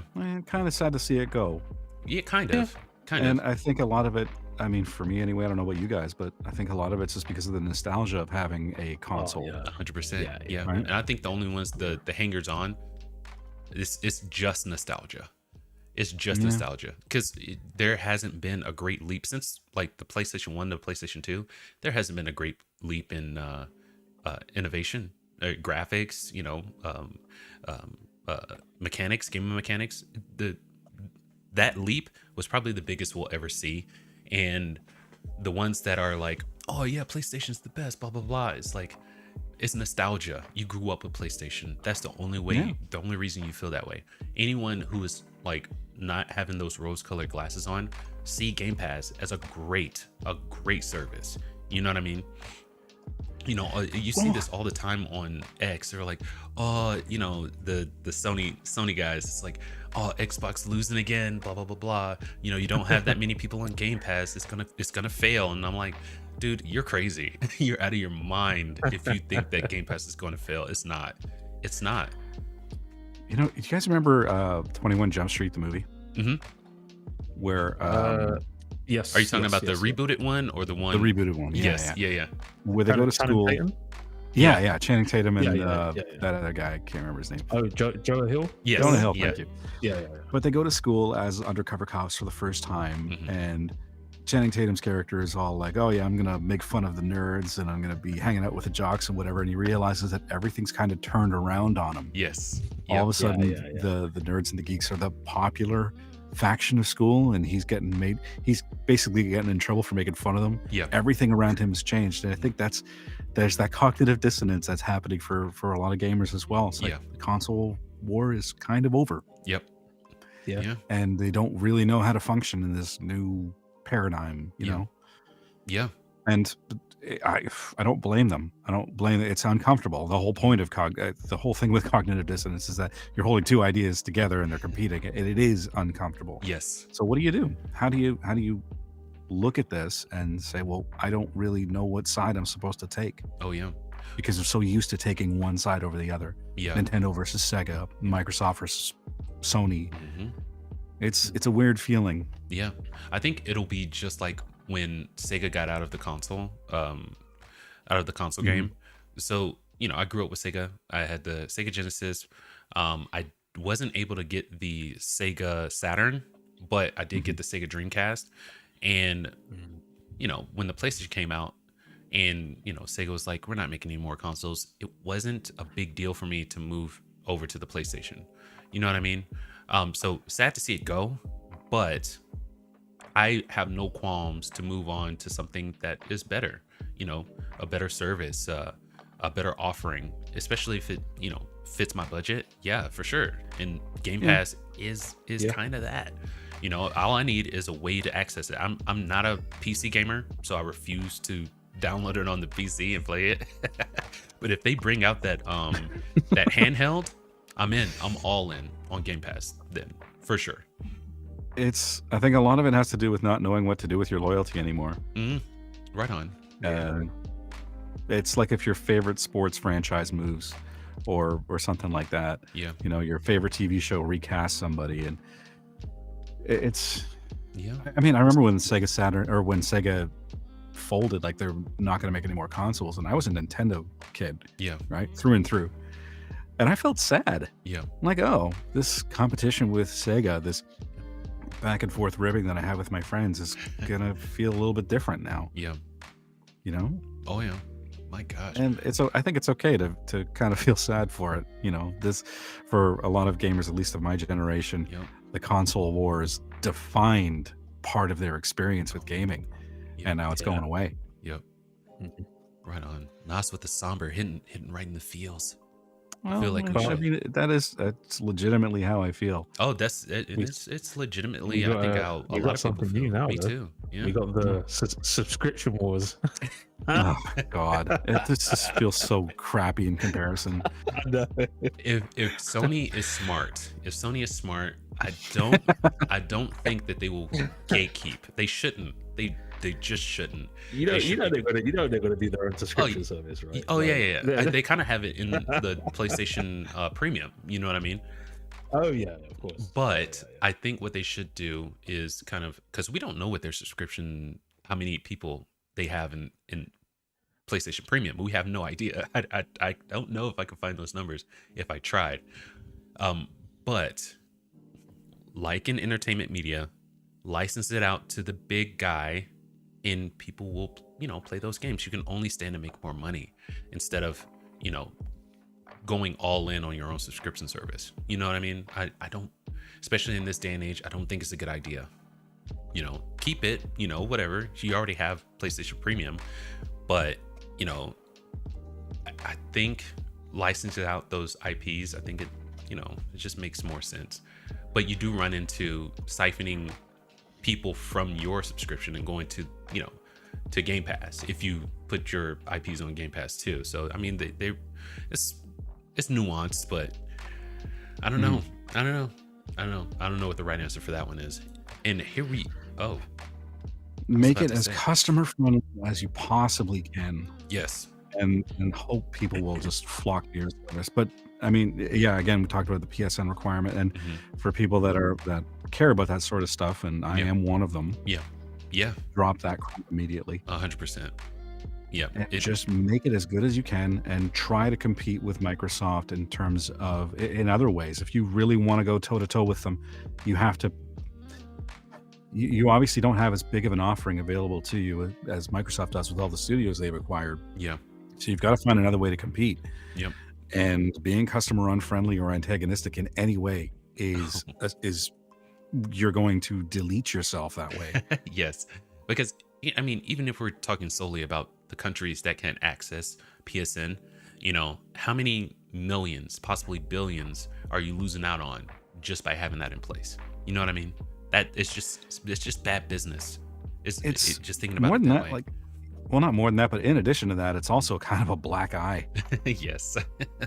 And it looks bad that you've got a product that you can't offer in certain countries. I mean, does Microsoft have to deal with that?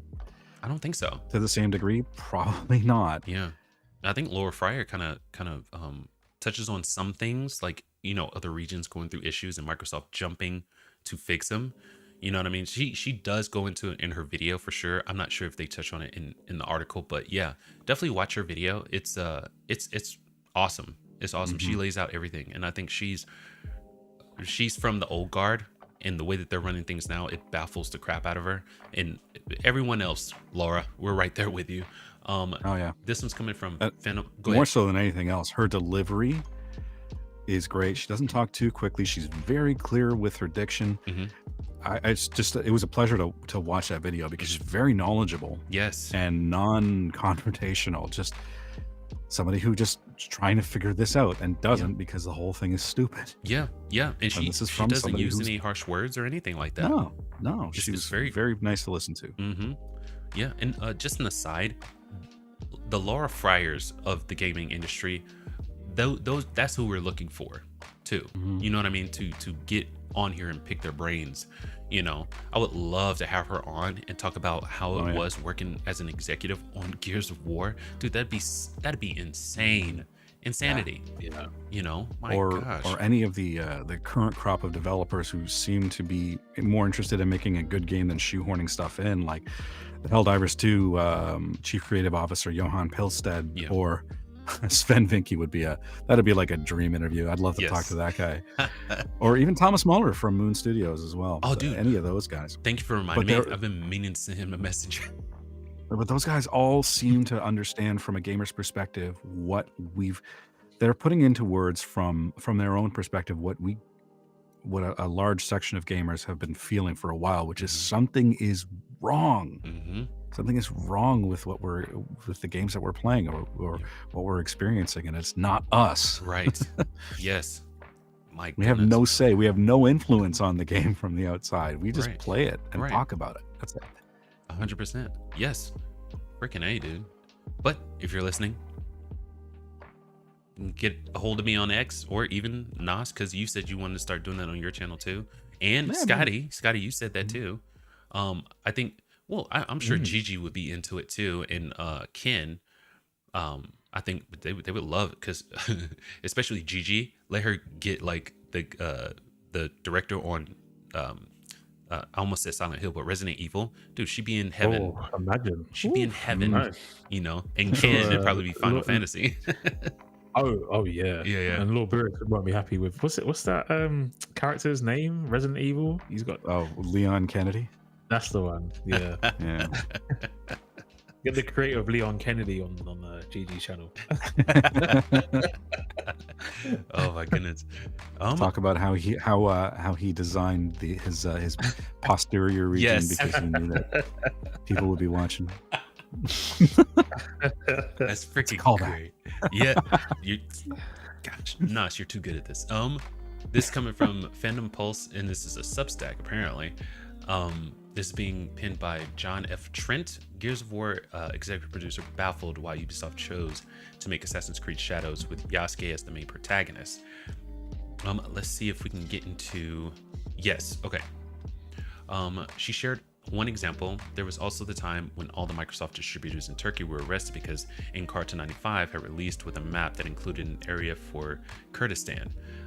That one did get fixed, of course. Microsoft was a good company. They didn't want people getting arrested, and they knew they couldn't expect game developers to be well versed in geopolitical issues. So they started hired a group of localizers and created an entire group to help the product teams be sensitive to those issues. So that's a far cry from what we're experiencing now when we're talking about product teams being sensitive to issues. This is so people don't get killed or arrested. This other thing is something totally different, and if you ask me, it's not as important. Not important at all. Who does Ubisoft hire instead? Thomas Lockie. The numbers bear that out too. What did we hear? It's like, do people care about these quote unquote sensitive issues? 94% of them said no. So take that as you will. Game journalists and studios. You couldn't have a game developer putting a Microsoft brand at risk. From there, Fryer transitioned to Ubisoft and Assassin's Creed Shadows. Quote, after having those experiences, I'm baffled about some of the things I'm seeing today. Did any of the executives at Ubisoft question whether or not doing Assassin's Creed Shadows was a good idea? I've been to Japan many times. I've worked with Namco as a producer on Revenge of Arcade, and during Xbox, I managed the team there. I love the people and the culture, and based on the experience, I would never have agreed to do this game because even if you handled it as delicately as possible, it's easy to make a mistake.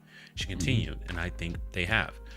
Quote, the game isn't even out and is already mired in controversy, and this isn't what you want for your game. Maybe it'll blow over. They'll be able to navigate this, but if not, that was a very expensive experiment. She concluded. Yes. It's not blowing over. No, There's no way it's going to blow over. Nope. Here, man, I feel like I didn't get down this far. As reported by Eurogamer during a BAFTA event in London, Koti said at the end of the day, Assassin's Creed is not just a franchise. Okay. It's a platform for entertainment, dialogue, discovery, and understanding. He added, our commitment isn't just about reflecting on the past, it's about ensuring that the stories we tell continue to unite. I would argue that they used to. And you unite people by great stories, not by shoehorning stupid crap. Inspire and challenge players regardless of their background, and will continue to stand by these values because they are central to the heart of the franchise, and I believe to the future of storytelling itself. So I can't remember, I want to say it was Assassin's Creed 3 when they had you play as a Native American, right? Yeah, Connor. Yeah, which makes sense because in the time, Native Americans were, in the culture really heavily. I mean, obviously they were here when we got here, but it made sense that he would be going through the kind of turmoil that he was going through, right, within the story. But to say that Yasuke is central to the story of Assassin's Creed Shadows is obviously, so obviously not true. You know what I mean? Well, no, he's true to their game, sure. Right. It's Sure. true of their game, but of Japan at the time, Exactly. probably not. Yeah. I would venture to say that like a lot of those countries over there, they're pretty much homogenous. You know what I mean? You have people that you know, obviously live there that aren't from there and things like that, but my gosh, dude, I would even say 95% homogenous. You know what I mean? China, you can do that to like 97%, 98. And that's not criticism, it's just the way that it is. Exactly. So why in the world would a company that is making a game in the Japanese culture put someone who honestly is not a lot known about him, making him a samurai, which I can only imagine how many Japanese heads exploded with that. The next paragraph, we believe that the diversity and richness of the human experience is what helps Assassin's Creed resonate with players across the globe, and we're committed to standing firm on that foundation because we are just creatively bankrupt and not good at our jobs. Don't deserve the customers that we have. 100%. So I was going to say, because I've seen, I think there's a manga on Yasuke.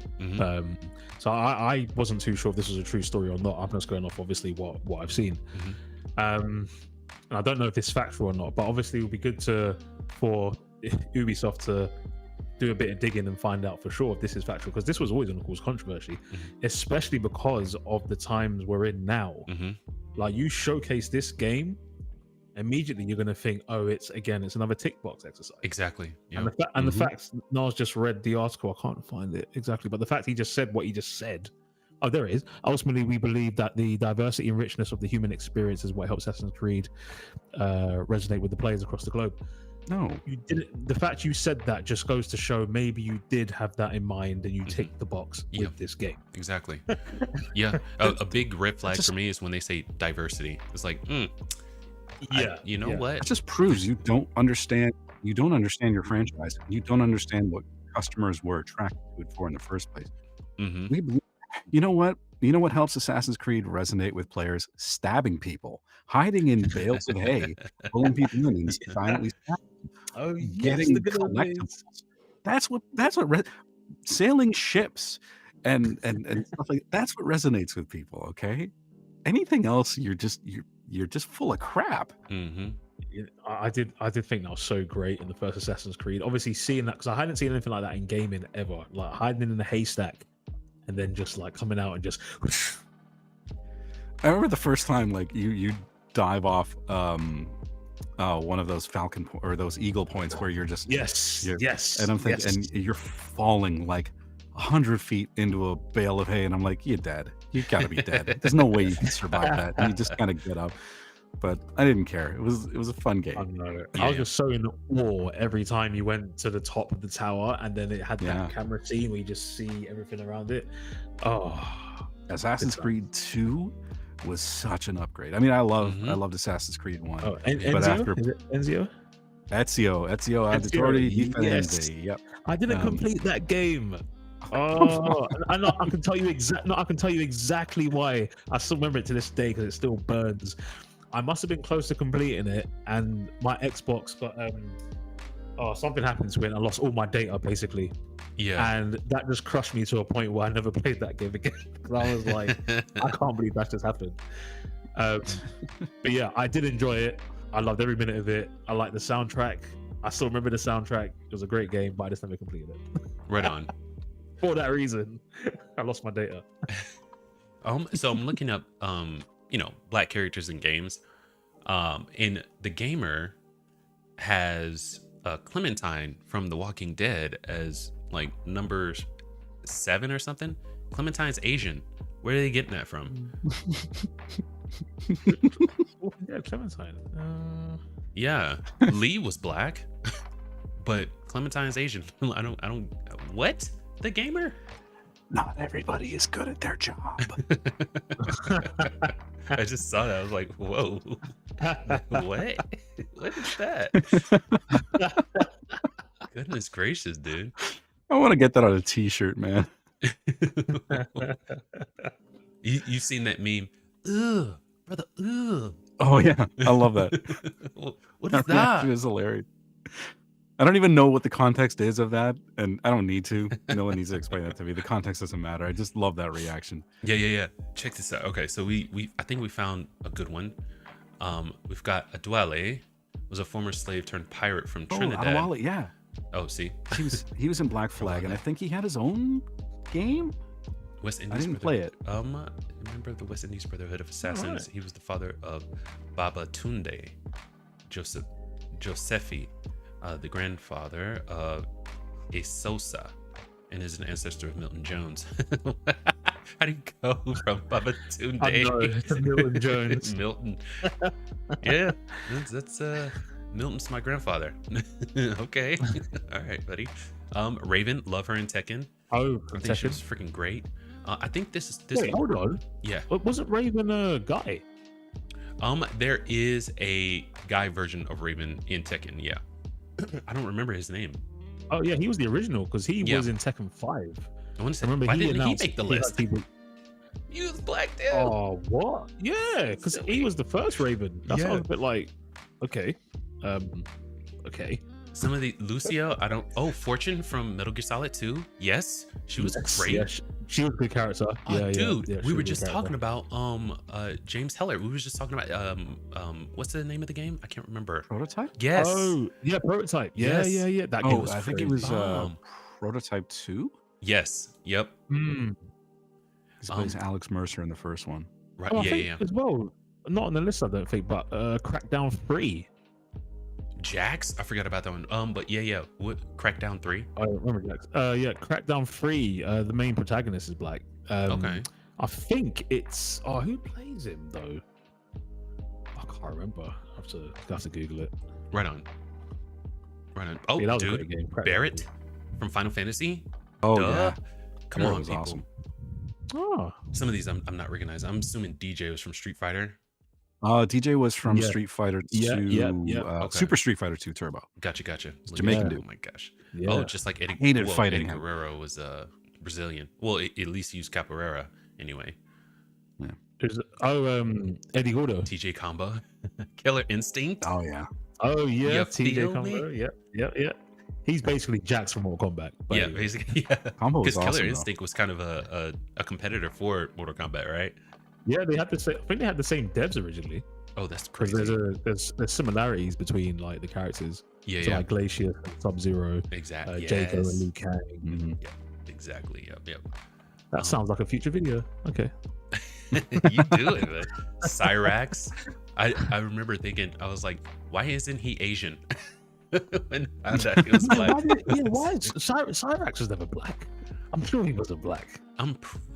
Man, I don't know the lore that well though, because they've rebooted that story so many times. How many? They're Cyrax and Sector are females now in the new universe. Right. Yeah.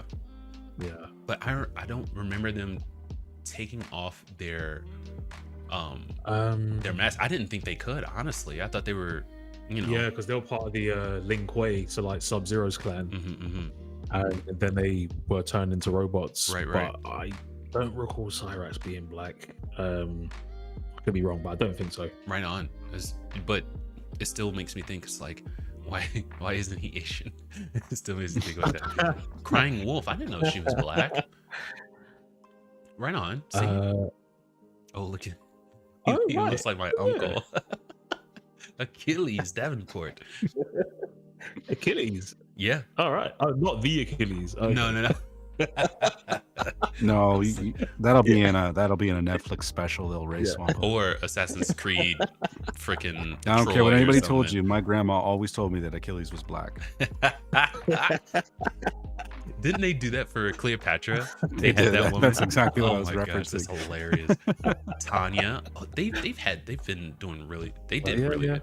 Oh, Bruce from Tekken. I remember him. He's the TIE fighter. He was Oh, yeah. fantastic. I love that Yeah, dude. Tekken 2, I think. That's when I first saw him. You Oh, said yeah, TIE yeah, Fighter, and I thought Star Wars for some.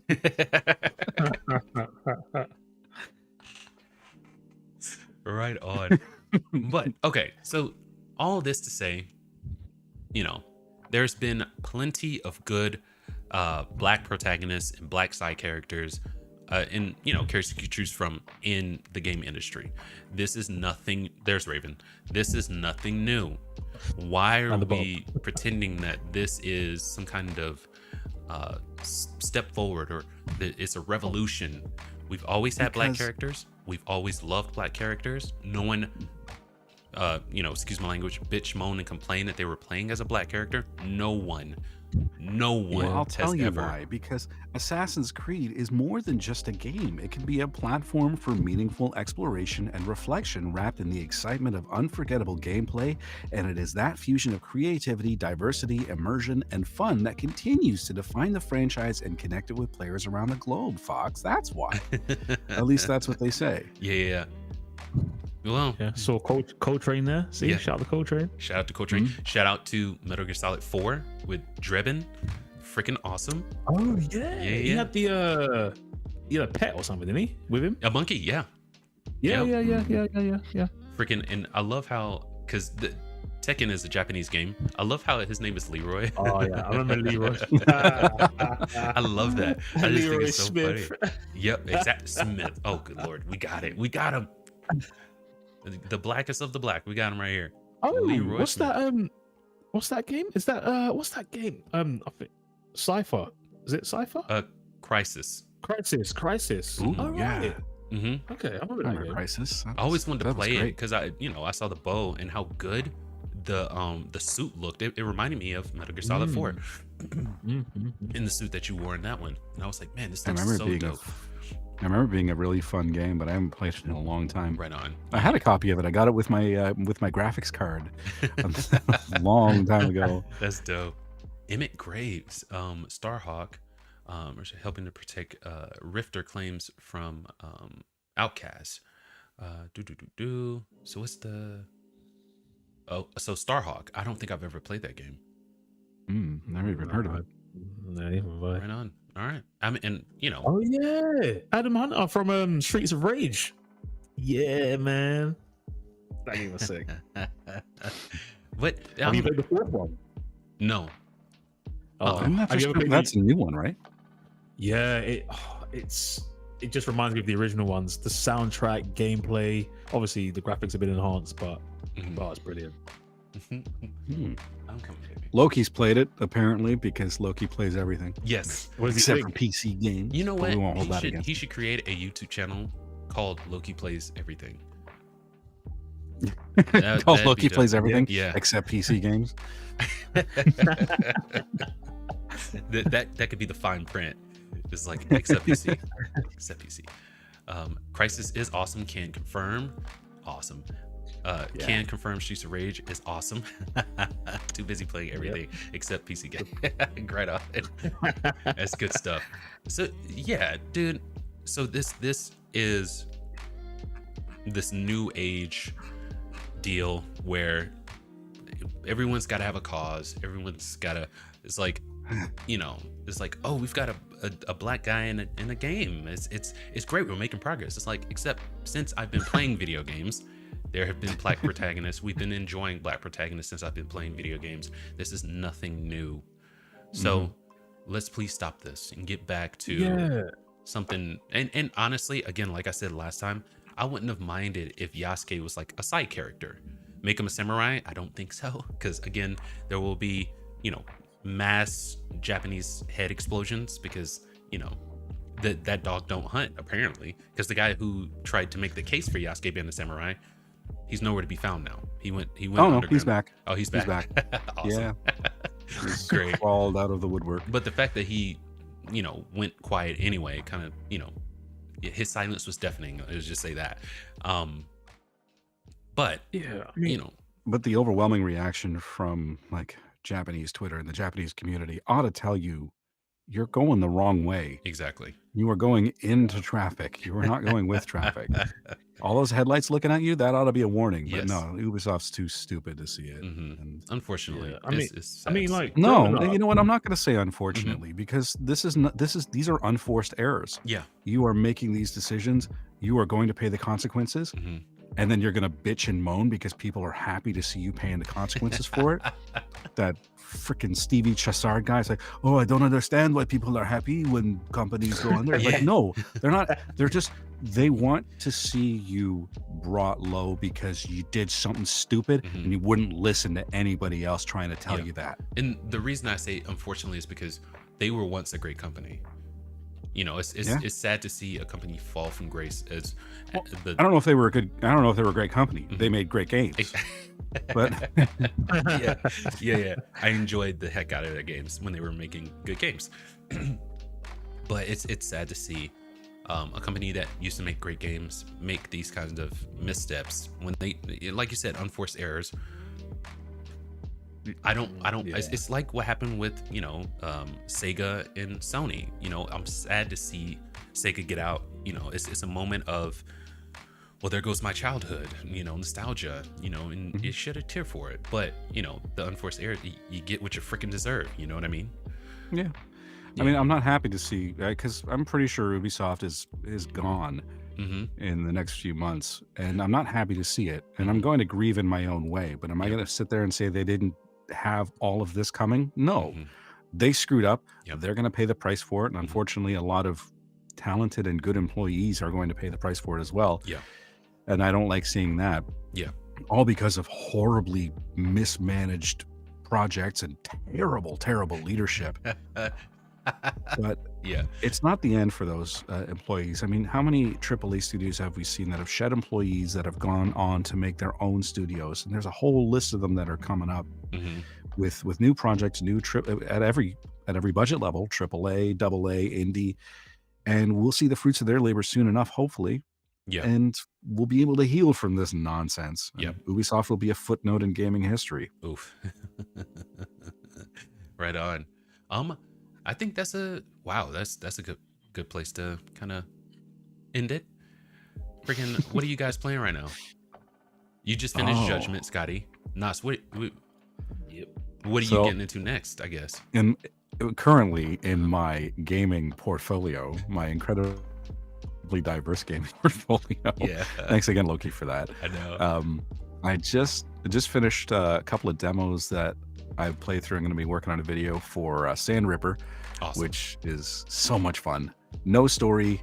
Hell, it doesn't even have music.